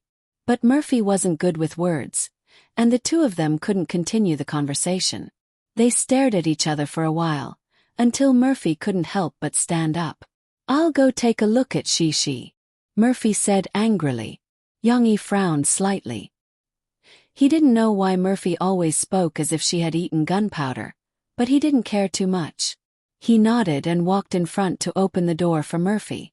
After Young E moved aside, Murphy saw Shishi, who was sleeping on the bed. Seeing her daughter, the ice beauty's eyes softened. The little girl liked to kick the blanket. Young E only went out for a while, and the little blanket was kicked to her feet. When Murphy saw this, she thought that Young E neglected to take care of her. She angrily glared at Young E, walked over, and covered Shishi with the blanket. Maybe it was because she had enough sleep. Murphy moved a little, and Shishi opened her eyes in a daze. Mom! The little girl's voice was also hazy. She tenderly stretched out her hands, wanting her mother to hug her.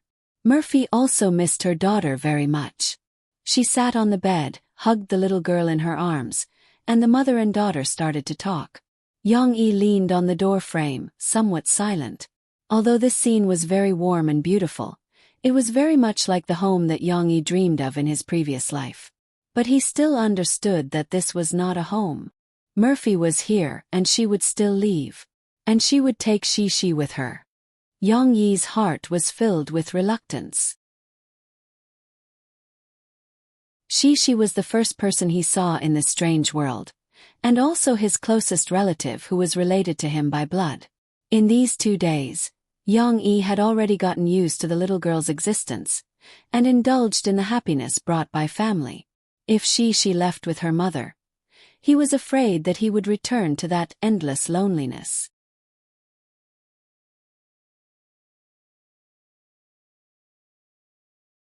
Chapter 12. Although she was reluctant, and although Yang Yi's face was dark and he did not say a word, Murphy finally steeled her heart and took the little girl back. "Mom, let Papa live in our house, okay? Papa can cook delicious food for you." When they went downstairs, she was still in her mother's arms and acted coquettishly. Murphy was annoyed by Yang Yi's attitude. She angrily patted Shishi's butt and said, "Don't talk nonsense. Girls can't be so naughty. Your papa has his own life. He won't be willing to come over." Murphy finally touched the little girl's head and said faintly, "Today Murphy came over." In order not to be followed by the paparazzi, she changed into an inconspicuous private car. After getting in the car, Mo Xiaowen, who was acting as the driver, anxiously turned her head and reported, "Sister, sorry for the trouble." There's a reply from Teacher Lu. He said that Teacher Lu was very dissatisfied with our temporary change of meeting time and has unilaterally cancelled the schedule. Mo Xiaowan said with a frown.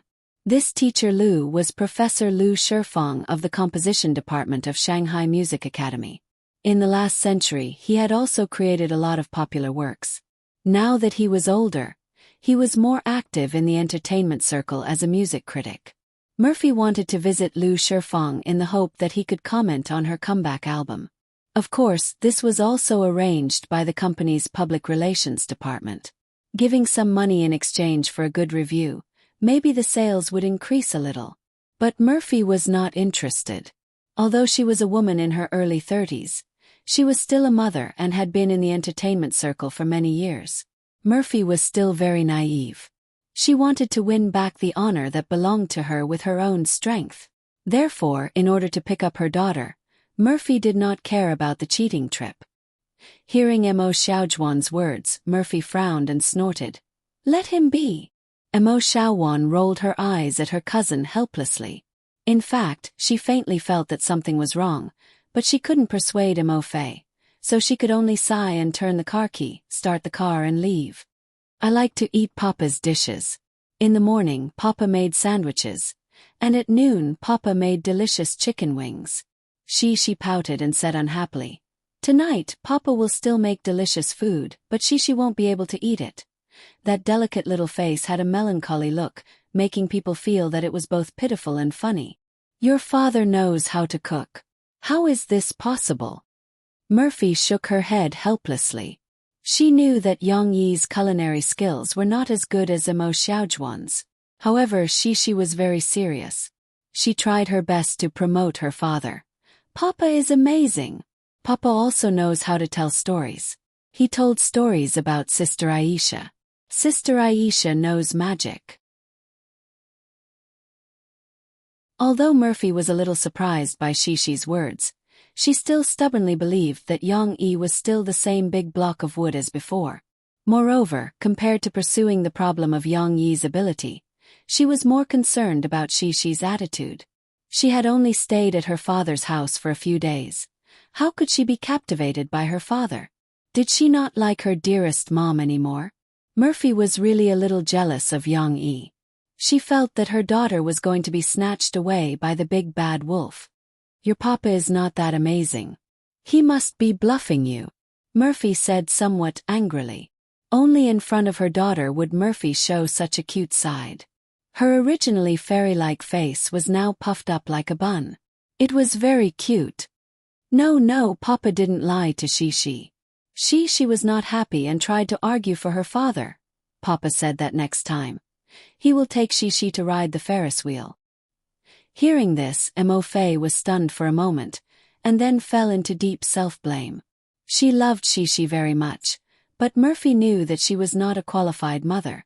She was very busy with work and had been eager to come back, so she had very little time to accompany Shishi.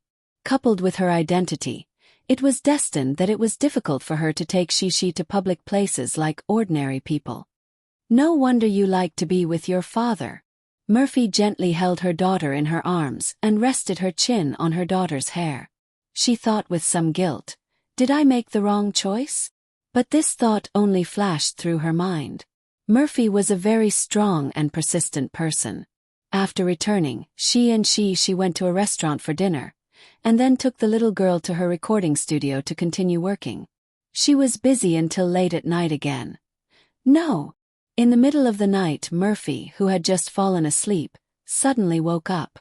She got up with her clothes in a mess and crawled to Shishi's room.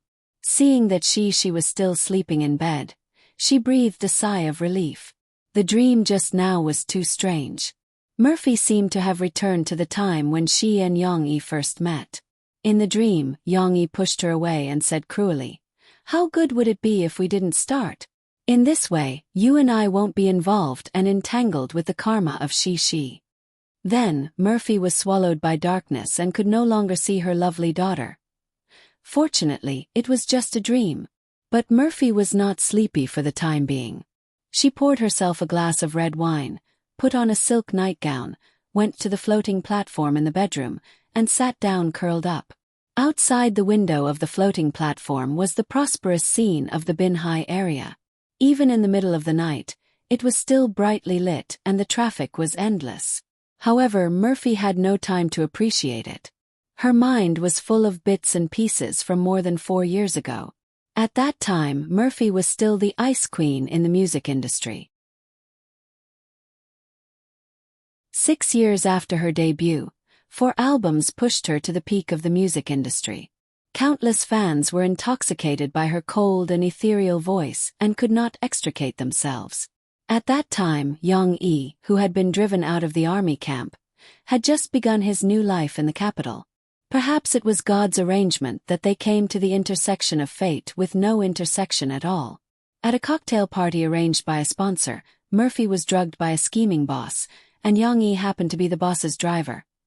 Seeing his boss coming down with a beautiful woman in his arms, Yang-yi, who had a strong sense of justice, punched his boss to the ground, and then drove his boss's extended version of Lincoln and fled with Mo-Fei. At that time, he did not know that he had saved the famous star Murphy. Of course, Yang-yi did not know about all the stars. If it was just a hero saving a beauty, there might not be a follow-up plot. The problem was that the drug was not strong, and Murphy woke up quickly. After she woke up, she kindly helped Yang-yi, who was thirsty, open a bottle of water in the car. But they did not know that the bottle of water was originally left by the boss for him to use 7 times a night. It was a strong aphrodisiac. Coincidentally, Yang-yi was unlucky enough to be drugged. He was a gentleman. After he realized that something was wrong, he parked the car in the maple forest on the outskirts. With red eyes, he desperately pushed Murphy out. However, in that situation, Murphy was unwilling to leave. She burst into tears and insisted on breaking in. Then, naturally, the indescribable incident of parking in the maple forest happened. The past was like the wind, but it did not blow away. After so many years, it was still fresh. For that time, do you regret it? Mo-Fei gently shook the goblet. The red wine inside was as red as blood. She did not know whether she was asking herself or asking Yang-yi this question.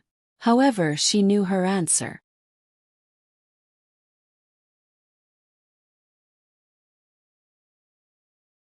Chapter 13. The location of Tingshan district was very good. Just like its name, the lush Tingshan district was located in the middle. At the same time, the winding Jinghang Grand Canal flowed through it. It was backed by mountains and water. Even in terms of feng shui, it was a blessed land. In addition, there was no pollution from industry. The beautiful Tingshan district became another district of river town with tourism as its main industry other than the East district. Of course, the East district couldn't be compared to Tingshan district because the entertainment industry there was more developed. Under the red lights and green lights, the scenery of the East district always gave people a feeling of impermanence. Tingshan district was much better. 10 years ago, Rivertown built the first university town in the south in Tingshan district around Jiangqing Media University, a famous media college in the country.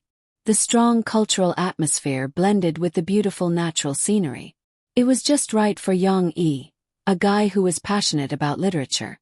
After renting a car, Yang Yi spent 2 days walking around Tingshan district. Finally, he took a fancy to a shop near the back door of Zhongqing Media University that was about to be sold. This shop was actually a little remote and desolate. This was because the real bustling area of Zhongqing Media University was the area outside the main entrance and the East District. Because the main entrance was next to Zhongqing Normal University, it was where the popularity of the two schools converged. It wasn't hard to understand why it was bustling. Zhang Chuan's dormitory area was near the East District, so the food and beverage industry outside was more developed. The back door was a little far from the dormitory area. Other than some students from the arts and media colleges who came for classes, there weren't many students who were interested in visiting. Outside the back door was the Jinghang Grand Canal. However, it wasn't the rippling Shijiang River, nor was it the trickling Tingxi stream. Facing the calm Jinghang Grand Canal and the lack of willows supporting the banks and green grass embankment, the students were always a little disinterested, except for some male and female students who liked to find quiet places to go on dates. However, Yang Yi took a fancy to this place because he liked its silence and seclusion. Why did it have to be so bustling? Yang Yi didn't like to open a coffee shop that he couldn't handle. The best situation was 10 or so customers a day, with 2 or 3 regulars. They would drink coffee elegantly and quietly, or talk about literature and music without restraint. "Are you the owner of this shop?" Yang Yi asked in surprise when he saw the person renting the place on the second floor of the shop. In front of him was a silver-haired but hale and hearty old man. He wore a very traditional Chinese green robe, and his every movement gave people a sense of elegance and wisdom. This made Yang Yi suddenly feel deep veneration. When he spoke, his tone became much more respectful. "Little friend, why do you ask?" The old man smiled gently and asked, "Do you think that I shouldn't be tainted by the stench of money?" Yang Yi's old face was a little embarrassed. The other party's judgment was very accurate. He really did think so. "Haha, this is actually a house given to me by the school. After so many years, only my wife used it to open a small bookstore." When the old man talked about his wife, he looked a little sad. He gently touched the round wooden handrail of the stairs, as if he was reminiscing about something. Yang Yi, who had received special training in the past, was an expert at tricking others. Not long after, he coaxed the old man into telling him the story in his heart. This was a story related to love. The old man's name was Hu Songnan. He used to be a professor at the School of Classical Music of Jiang City Media University. His wife used to be an editor at a publishing house in the capital. Later, in order to come to Jiang City to reunite with her husband, she resigned and opened a small bookstore. The two of them were in harmony and helped each other in difficult times for decades. Their days were peaceful and happy. Until 8 years ago, when the old grandma fell ill and passed away, the old man Hu Songnan was the only one left in this small building. It was not that his children were unfilial. Hu Songnan's children had all gone to Harbor City to develop. They had always wanted to take the old man over, but the old man was reluctant to leave this place because every brick and tile of this small building was filled with his memories of his wife. Now that the old man had retired, and with the pleas of his grandchildren, he also had plans to go over and enjoy his remaining years. However, what I can't let go of the most is still this. Hu Songnan's eyes regained their wisdom, and he gently patted the handrail of the stairs. "I want to find someone who can take care of it well." The old man didn't want anyone to destroy this place and this small building. If there was time in the future, the old man still hoped to come back and have a look. At least it would be a memory. However, this was a bit of a headache for Yang Yi. Obviously, it wasn't so easy to meet the old man's requirements. The old man didn't list out a standard at all. Whether it worked or not, it all depended on his mouth. To be honest, Yang Yi really hoped to meet a Philistine. At least, the problems that could be solved with money were not problems. However, Yang Yi still wanted to fight for it, because this small bluestone building was really artistic from the appearance and the surrounding environment. He liked it very much. Yang Yi was silent for a moment and said his thoughts truthfully. "I will rent your house." The second floor will be for myself, and then the first floor will be used to open a coffee shop. Your bookshelves can be left behind. In Yang Yi's description, the bookshelves left by the old man would be rearranged by Yang Yi to build a coffee shop full of the fragrance of books. The old man looked at Yang Yi with interest and smiled slightly. Open a coffee shop here? That's not a good idea, you might lose money. Yang Yi didn't care and said, It doesn't matter if I lose money or not, it's just my dream. Moreover, it's better if it's quiet. In my free time I can write books and listen to music. He didn't think much of it, but the old man showed a strange expression. The style was not right.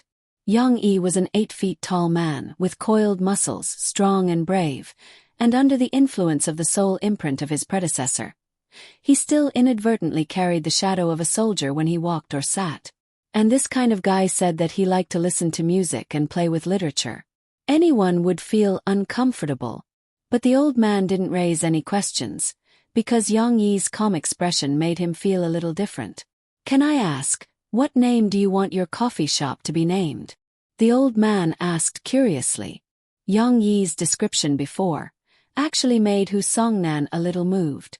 In these few months, he had come in contact with people who had the same idea as him.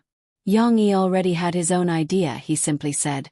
The coffee shop at the corner of the street. The old man thought that he had misheard and asked Yang Yi to repeat it.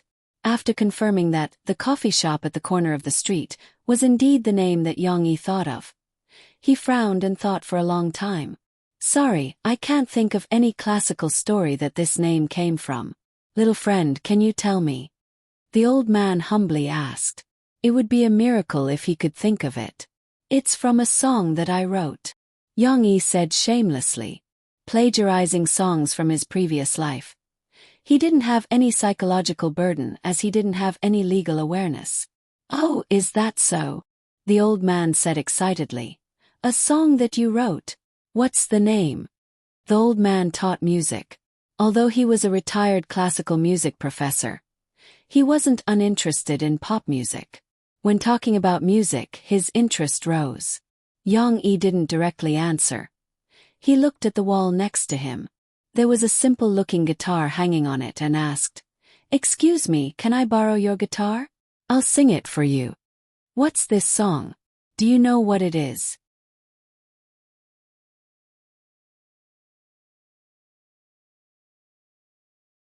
Chapter 14. Yang Yi's request was very abrupt.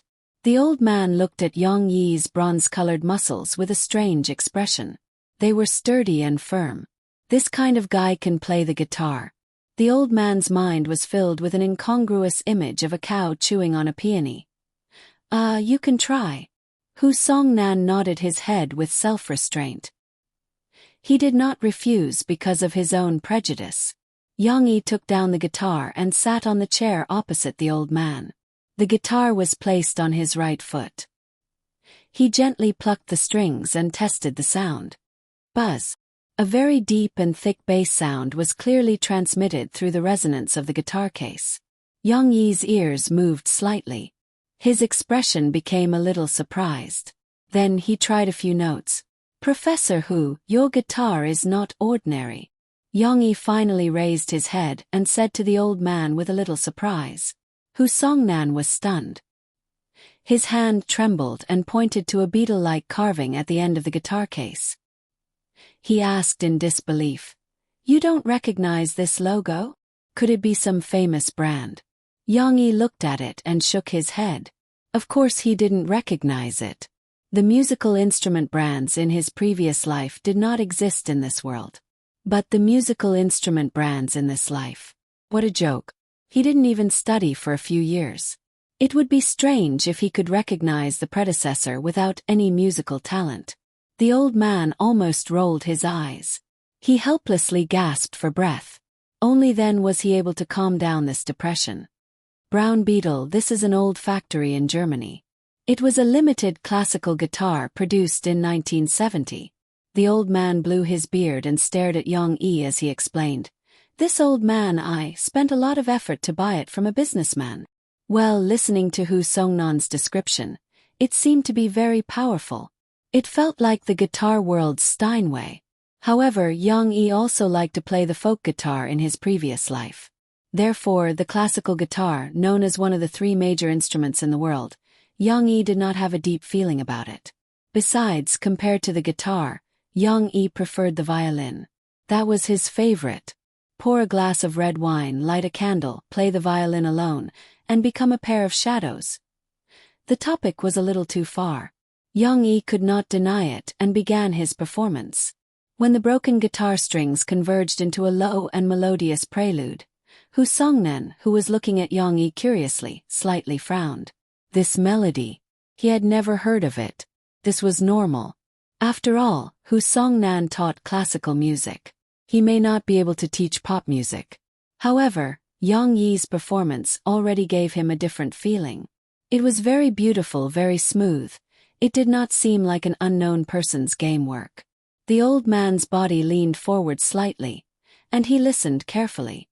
The slightly sad melody lasted for more than 10 seconds, gradually opening the curtain. Yang Yi's fingers gently hooked the strings and began to sing. I came to your city walking the way you came. Yes, it was Eason's long time not seeing you, a song that Yang Yi liked very much in his previous life. Of course, Yang Yi's voice could not be like Eason's. When it was low, it could still maintain a very empty magnetism. However, the texture of Yang Yi's voice was not bad. His low voice was very deep and had an inexplicable influence. It spread the sadness in the listener's heart. Imagining the days without me, how lonely you would be. The melody at the beginning was still very plain, but the old man listened very carefully. Finally, the mood of the song ushered in a small explosion. Holding the picture you gave me, it was a familiar street. Just without your picture we can't go back to that day. Yang Yi sang very affectionately. Unknowingly, he brought in the original Yang Yi, the complicated emotions when facing Murphy. However, he didn't notice that the old man sitting opposite him was trembling slightly. The lyrics of Just Without Your Picture seemed to bring back the old man's nostalgic memories. Will you suddenly appear at the coffee shop on the corner with a smiling face? I'll wave and exchange greetings, sit and chat with you. Yang Yi finally sang the origin of his coffee shop's name, but it was not enough to attract the old man's attention. The lyrics that touched him from time to time, the melody that seemed to dye the air blue, the old man's eyes moistened. In the haze, he seemed to see his wife in front of the flower bed that had not yet withered. She raised her head, waved at him shakily, and smiled at him. I want to meet you so much. Look at how you've changed recently, no longer talking about the past, just exchanging greetings, just saying a word to you, just saying a word, long time no see. In his previous life, Yang Yi did not understand love, and in this life, his predecessor did not understand either. However, for some reason when he sang this song, his mind was full of Murphy's back. He did not know why, but when he sang this song, his emotions were rolling, especially when he sang the second time. He almost burst into tears and almost could not extricate himself. Damn it! He did not want to say long time no see to anyone. If there was anyone, then she could barely be counted as one, but it was not to the point of falling in love. Bastard, when did he become so sentimental? Yang Yi lowered his head and closed his eyes.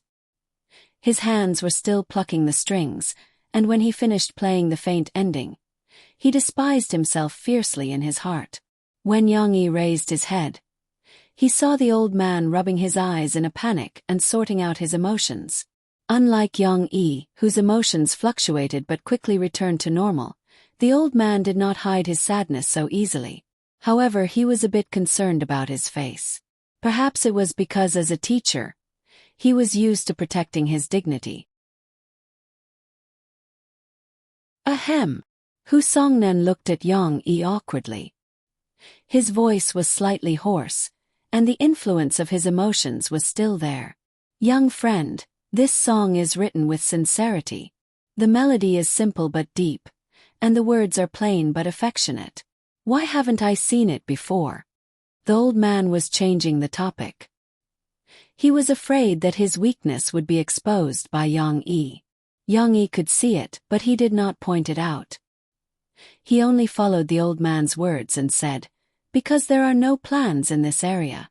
This song is written for me, my first love. There are too many negative emotions." Young Yi's first love was, of course, Murphy. Although it was an excuse to cover it up, it was clear that the predecessor had prejudice against this Murphy. However, deep in his heart, he still had feelings for her. Therefore, there was nothing wrong with saying that it was written for Murphy. However, Murphy's identity was a bit special. Young Yi felt that calling Murphy his girlfriend or wife was inappropriate. Ex-wife was even more ridiculous. It was better to use the term first love. At least, including the previous life, Murphy was the first woman that Young Yi liked. However, the old man was not very satisfied with Young Yi. He blew his beard and glared at him. How can this be called negative emotions? This is called deep affection. What have you done to devalue your love for the person you love? From this song of yours, I can tell that you still have deep feelings for your first love. Even if you keep emphasizing that it's just a greeting, and that it's just a long time, you have to ask yourself, do you still hope that she can come back, or do you hope that you can start afresh? In front of Young Yi's stunned expression, the old man criticized Young Yi for failing to live up to his expectations. From his concept of love to the structure of the lyrics of the song, to the hidden emotions, he lectured him for half an hour without stopping. The old man's original intention was still to hope that Young Yi would not have any regrets and courageously pursue his previous love. However, Young Yi could only smile bitterly and nod his head. What kind of love is this? This so-called first love, I'm afraid it's just a one-sided love. This was really a lie that he made up. He could only bite the bullet and accept it. However, unexpectedly, Young Yi's obedient appearance gained the old man's approval. "I've decided I'll rent my house to you." The old man sadly patted Young Yi's shoulder and said, "But promise me you must take good care of it." Hu Songnan's eyes were a little sad, mixed with reluctance, but also with obvious determination. Young Yi did not know that his song had once made the old man waver in his decision to leave. However, the old man finally understood that his wife was not gone. She was just looking at him from afar, waiting for their reunion after 100 years. Perhaps Young Yi's appearance was also arranged by her in the dark. His wife still hoped that he could live a happy old age with his children and grandchildren. Then, he would ask the person appointed by his wife to take good care of this little house that carried the past. 8 years, long time no see. How many more years? When can we meet again? Perhaps not long.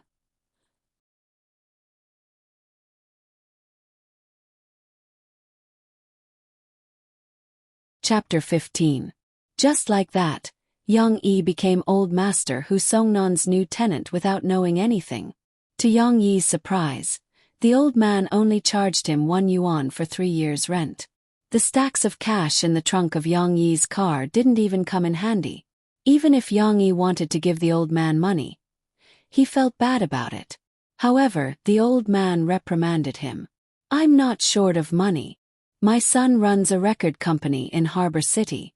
He can support an old man like me with that money. You take care of this house for me and take care of her. It's more practical than any amount of money you can give me." Hu Songnan had sorted out his sadness and was ready to leave tomorrow without any sentimental attachment. "Would you like me to send you off?" Young Yi didn't know why, but he felt inexplicably sad and said, "No, it's not like I can't walk anymore. Take the key. After tomorrow, this place will be yours." The old man was stubborn like a bull. Well, Young Yi didn't argue and agreed. It seemed that he was shouldering another person's wish. In the evening, in order to celebrate, Young Yi prepared beer fried ribs with fresh orange juice that he squeezed himself for dinner. He didn't need to eat rice at all. He could watch TV and eat the meat directly. This was the advantage of being single. Freedom was faith. However, Young Yi just raised 3 fingers of faith and took a sip of the orange juice. He couldn't help but think of his daughter. If she was here, she would definitely like to drink this orange juice, right? And the ribs, the meat inside is very fragrant. She would definitely like to eat it. Yang Yi couldn't help but imagine the image of the little guy gnawing on a fragrant rib, and he couldn't help but reveal a smile at the corner of his mouth. No, didn't he say that he wanted to breathe the air of freedom? Why did he think of his daughter again? Before Yang Yi could figure out the reason, a news broadcast on the pitifully small old-fashioned television caught his attention. A few days ago, the famous musician teacher Lu Shifeng, who once composed Daughters of the Great River and The Nation's Broken Mountains and Rivers, accused Murphy of being domineering and disrespectful to her elders on an interview program, which caused a huge uproar. Murphy. When Yang Yi heard this familiar name, he raised his head in surprise. Was it she's mother? The news quoted the recording of that interview. In the video, the old man with the Mediterranean hairstyle was shouting and spittle flying everywhere. You can't forget your roots. No matter if you're a celebrity or a big shot, the more popular you are, the more humble you have to be. You have to show respect to your seniors. Otherwise, you won't be able to stay in the entertainment industry for long. I'll give you a few typical examples. Do you still remember the famous Murphy from a few years ago? In the past, before she debuted as her senior, I gave her a lot of pointers so that she wouldn't take many detours. But this woman is an ingrate. After she became famous, she turned her back on me. Saying that she has a cold personality is just a compliment from the media.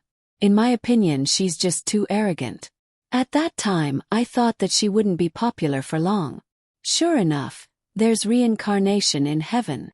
The old man with the Mediterranean hairstyle said triumphantly. Yang Yi frowned. From the other party's description, he could basically confirm that it was she's mother, the big star who was as cold as ice. However, Lu Shifeng's words made Yang Yi very uncomfortable. On TV, he was still talking at length. What kind of comeback is she doing recently? She wants others to support her, so she asked her assistant to send her new album to me. She doesn't even have the sincerity to visit me. What kind of person does she think I am? Here, I hope that the fans who like Murphy can open their eyes and recognize what kind of person your favorite star is. At this time, the host also played the fool. Then, Teacher Lu, what do you think of Murphy's comeback album? Lu Shifeng couldn't wait to wave her hand and shouted. The new song is terrible, and it's mixed with a lot of old songs. I really don't understand whether she wants to release a new album or a new bottle of old wine. So, for such an insincere album, I don't recommend fans to buy it. There was nothing new at the end of the news. It was just a summary and analysis of Murphy's situation. However, Yang Yi frowned. Lu Shifeng, what is this old man doing? Although Yang Yi didn't know anything about the situation of the entertainment industry in this world, he could still analyze a strong sense of malice from the other party's words. Is he deliberately slandering Murphy? Yang Yi secretly thought. At this time, the TV was only broadcasting the news. As early as yesterday, after Lu Shifeng's program was broadcast on the TV station, Murphy's company was informed of the news. However, by the time the public relations department took action, it was already too late. In this era of underdeveloped social networks, the channels for people to get news were nothing more than TV and newspapers. Only a small number of senior netizens would exchange information on online forums. Therefore, after the TV program, Murphy's image was immediately greatly affected. This impact was very difficult to recover. How could you cancel this trip? Don't you know that this Lu guy will take revenge for the smallest grievance? The company worked so hard to arrange an event for you and you didn't even accept it. Do you still want to make a comeback? Do you know how passive we are now? In the afternoon, Murphy was scolded by the general manager of the agency, Niu Meiling, who rushed back from Yongcheng. Niu Meiling, known as Sister Ling, was the big sister of the agency world. She was Murphy's benefactor. Back then, Mo Fei's debut didn't go smoothly.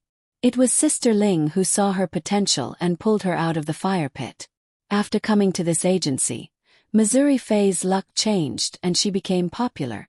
Therefore, Sister Ling's scolding made Murphy so uncomfortable that she couldn't eat dinner. Mom, don't be unhappy. She came with Auntie Shawan to pick up her mother from work. She pouted her little mouth and obediently held her mother's hand and said, She won't talk back to Mom.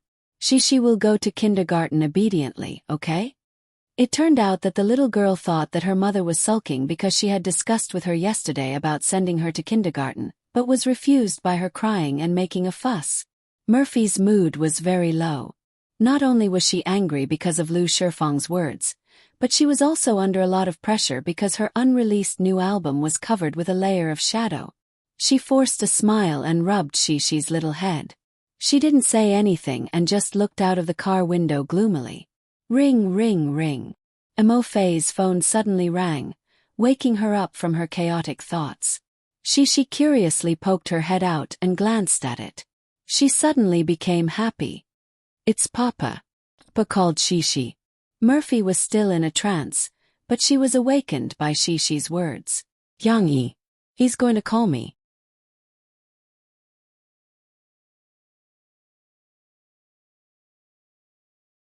Chapter 16. Murphy had a special premonition that Yang-yi was calling her. But Shishi snatched the phone first. After connecting the phone, the little girl mischievously imitated her mother's tone. Hello, Yang-yi, what are you looking for me for? Not to mention, the way she spoke was still vivid, but her voice could not be changed. It was still a sweet little child's voice, which was immediately seen through by her father. Shishi. No, I'm Mom. The little girl was still pretending, but she gave herself away. Shishi, Dad can hear it. On the other side of the phone, Yang-yi helplessly said. Shishi was amused by herself. She giggled and said, Papa, how did you hear it? The little girl did not wait for her father to explain and chirped. Papa, Shishi misses you so much. Do you miss Shishi? Her voice was so sweet that Yang-yi could not help but reveal a trace of a smile. He said, Of course. Hee, Papa, Shishi will go to your house to play this weekend, okay? Shishi has drawn a lot of beautiful paintings I want to show you. The little girl's chatterbox started and could not stop at all. Shishi, give the phone to your mother. Yang-yi had no choice but to interrupt the little girl. Oh, Shishi pouted and unhappily cried. Papa, you don't like Shishi anymore, you don't talk to Shishi. Dad has something to tell your mother. Good girl, give the phone to your mother. Yang-yi had a headache. The child's mood was really unpredictable, and he did not know how to comfort her. After a while, Murphy took the phone from the unwilling Shishi. She frowned slightly and said in a very cold tone, Are you looking for me? Because of her work, she was very upset. However, Yang-yi felt an inexplicable anger when he heard this tone. I saw it on TV. It seems like someone is trying to smear your reputation. Yang-yi still held back, but his tone was a little stiff as he asked, Is it true? Yang-yi's concern warmed Murphy's heart. However, she didn't want Yang-yi to get involved in the entertainment industry's messy affairs. This was because she knew that Yang-yi had always disliked the entertainment industry. Being strong and stubborn, she was willing to shoulder all her troubles on her own shoulders. However, Murphy wanted to comfort Yang-yi and tell him not to worry too much, but for some reason she changed her mind. So what? It's none of your business. Yang-yi felt like smashing his phone when he heard that, as if she was his enemy. Damn it, good intentions are not rewarded. It's like Lu Dongbin being bitten by a dog. You're Shishi's mother.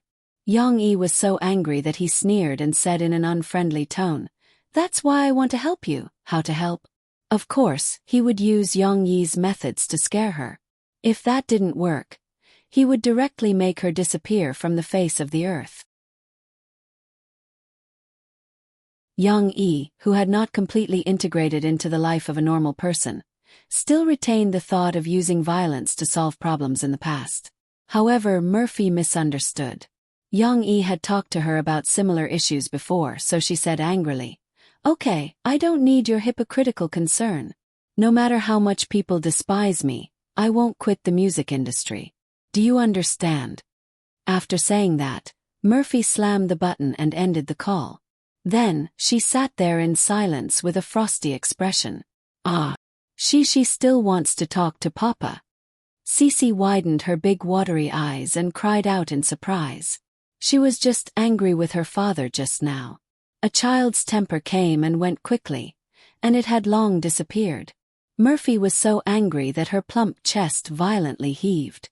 However, when facing she still did not force her anger on her daughter. She gently rubbed the little girl's head and sighed. Mom will send you to play with Dad on the weekend. Mom doesn't want to talk to your dad now. Okay then. She was quite well behaved. Seeing her mom's tired face, she stepped on the seat and stood up. She used her little fist to pound Murphy's shoulder. Mom, I'll give you a massage. Thank you, she is so obedient. Murphy patted the little girl's head with gratification. However, on the other side, Yang-yi was inexplicably provoked by Murphy's temper. What the hell? Yang-yi directly threw the phone to the side and drank 2 mouthfuls of orange juice to calm down. If it weren't for Shishi's face, I wouldn't be willing to help you even if you gave me 2 million yuan. Now that you shamelessly want to help me, you're still angry at me.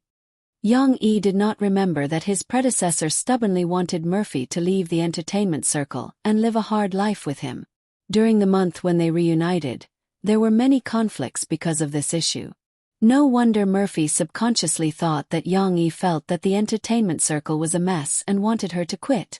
But with Yang-yi's arrogant character, whether in his previous life or his predecessor, he would not consider whether he said something wrong from Murphy's point of view. This woman is so hard to please. Yang-yi simply ignored her. He was also influenced by his predecessor's thinking and felt that Murphy really despised him. She despised him for his rural background, his low job and his lack of money. Otherwise, why would she say something like, "It's none of your business"? Although he was not the same as before, Yang-yi felt the same and was very unhappy. Looking down on me? I'm the one looking down on you. Forget it. I don't want to think about her. Yang-yi happily gnawed on the slightly cold ribs and thought about his own matters. Of course, the coffee shop needed to be renovated, but it did not need to be too troublesome, because he did not intend to make a modern-style coffee shop. The retro architectural style of the small building was already very much in line with Yang-yi's expectations. Yang-yi planned to use a month to buy some special decorations, lights and chairs and redecorate it. Of course, there were also coffee beans that the coffee shop needed. Yang-yi understood that the coffee beans in this world were basically similar to the coffee beans in his previous life. So he had to take some time to go to Shanghai and buy some top-grade coffee beans. Top-grade coffee beans were expensive. Of course, they were very expensive. But money could not buy a good thing. Yang-yi felt that even if he could not sell it, it was worth it for him to drink it. Of course, there would also be ordinary coffee beans, which Yang-yi would buy back on the way. At that time, ordinary customers would give him ordinary coffee. If he met a faded person or someone with similar interests, he would naturally treat him to the best coffee, and it would be free. Besides the coffee shop, Old Master Hu Songnen also reminded Yang-yi of something today. Remember to register the copyright of the song. Register the copyright. Yang-yi did not care too much at first, but under Old Master Hu's repeated reminders, he took it to heart. It was also because the predecessor did not care about this. Before Yang-yi returned, he specially went to the internet cafe to check the relevant information. It really surprised him. Why is the copyright awareness in this world so strong? Not only songs but also books, inventions and so on. As long as it was created by people, it could be registered on the Copyright Association's website. Once the registration was successful, the copyright would be confirmed, and others would have to pay the copyright fee if they used it. Rampant piracy. Rampant sharing of resources on the internet. Such chaos in his previous life did not exist in this world at all. On one hand, people had developed the awareness of respecting copyright. On the other hand, the rich and powerful Copyright Association kept a close watch. Once such a phenomenon occurred, the relevant personnel would not be able to bear the responsibility of violating the rules. Of course, correspondingly, the price of authentic records and books would not be very high, and ordinary people could afford to buy them. But low profits did not mean low income, because everyone pursued the authentic version. Creators who were popular in the market could even be on the rich list. This seems to be a good way to earn money. Yang Yi was interested. He originally wanted to spend the 2 million yuan and then earn the hard work fee for Heaven's Justice, but Yang Yi rejected it from the bottom of his heart. It was not easy to have a normal life, and he wanted to draw a clear line with his previous life.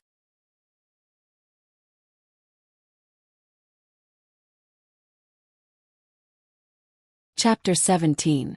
Time always passed quickly when you were busy. In the blink of an eye, a few days had passed and it was the weekend again. Yang Yi had not seen his daughter for 2 weeks. When Murphy called, Yang Yi was sweating profusely as he moved the bookshelves in the small building. He had already put away the few remaining books in a box on the second floor for the old man. Yang Yi had his own arrangement and plans for these bookshelves. Some of the bookshelves would naturally be filled with books that Yang Yi found interesting and thoughtful. For some of the bookshelves, Yang Yi planned to buy some handicrafts or some wooden carvings that he carved himself. This was a hobby that he had left behind from his boring training in the jungle. The simple and unadorned wooden bookshelves were displayed against the wall in a picturesque disorder. Coupled with the warm lighting, it was enough to create a very cultural atmosphere in the coffee shop. But Mo Fei's exasperated question immediately broke the awkward atmosphere. "Yang, where the hell have you been all this time? Didn't we agree that I would send my daughter over today? Do you know that I still have work in the afternoon?" Yang Yi froze for a moment. He looked at the time on his phone and was speechless. "What time is it?" Murphy did tell Yang Yi yesterday that she was going to send Shishi over, but the problem was that she used to arrive in the afternoon. Therefore, Yang Yi had nothing to do in the morning. After practicing martial arts in the morning, he came over to tidy up his coffee shop and planned to go back in the afternoon. Who knew that Murphy would come so early? "Okay, I'll come back now." Yang Yi did not want to argue with Murphy over such a small matter. After hanging up the phone, he rushed back. Murphy was very angry. She was actually very busy. In order to save her image, Sister Ling had arranged a lot of work for her. Yesterday, she recorded until 3 in the morning. This afternoon, she still had a clothing brand event to attend. She could have asked Mo Shaowan to send Shishi over. However, when she thought about her attitude towards Yang Yi that day, she later calmed down and realized that she might have misunderstood Yang Yi. It was too late for regrets. However, she could not put down her face and apologize. Murphy decided to personally come over. For this, she even put on some light makeup to hide her tiredness. She even picked out a set of clothes for half an hour. Putting aside how she wanted to dress up beautifully to see Yang Yi, she held Shishi's small hand and nervously went to the door of Yang Yi's humble home. When she saw General Tai at the door, Murphy's exploded. The suspicious nature of a Scorpio was triggered, and Mo Fei was still thinking about the worst-case scenario. Went to live with another woman. He didn't want Shishi in. Forget it, he didn't want Shishi anymore? That was why the scene on the phone just now happened.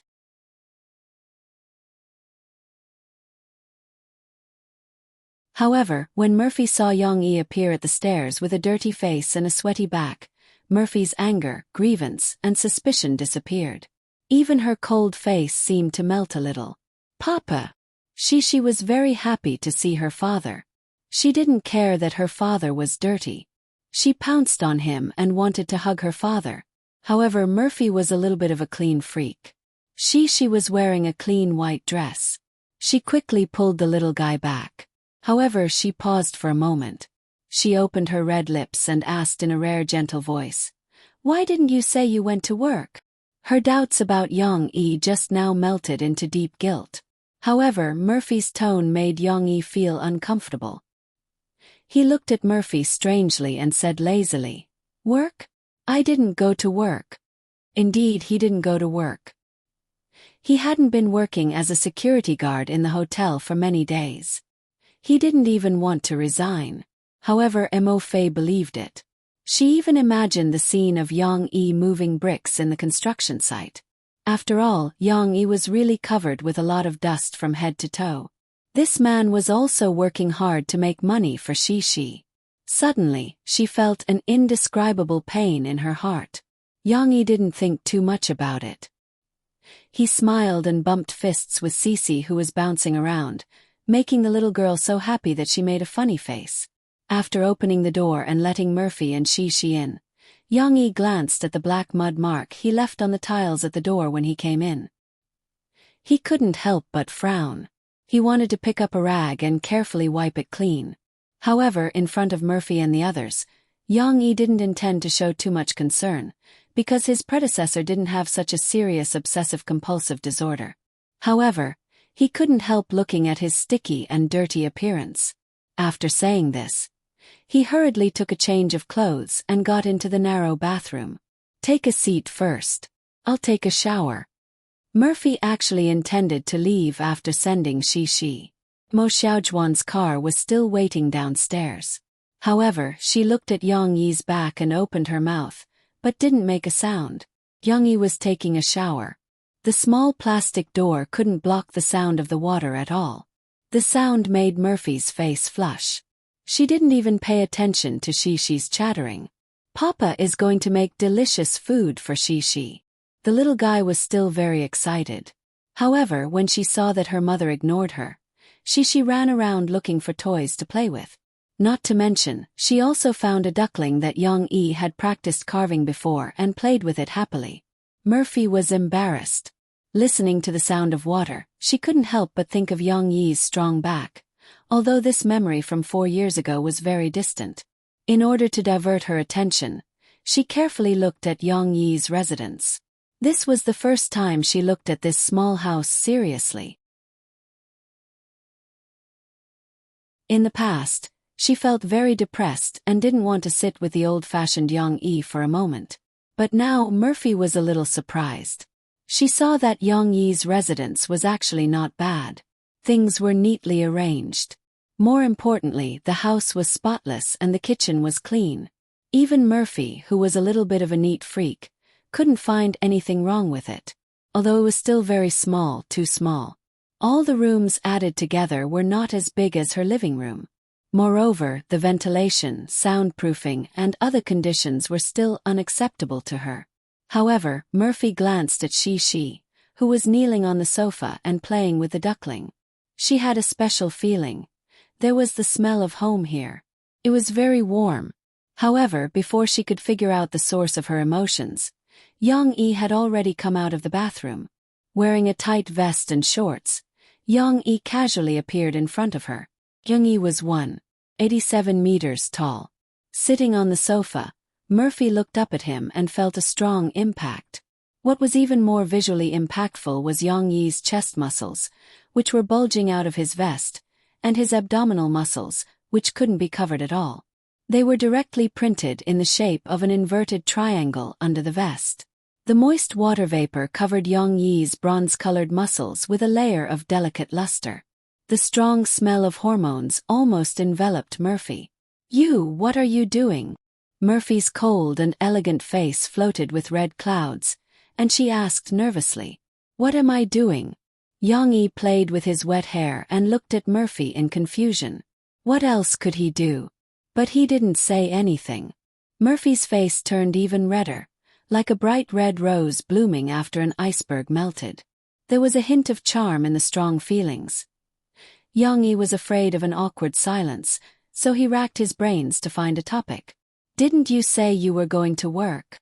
This is really going to be awkward. You're tuning in to the Whispers of Romance YouTube channel.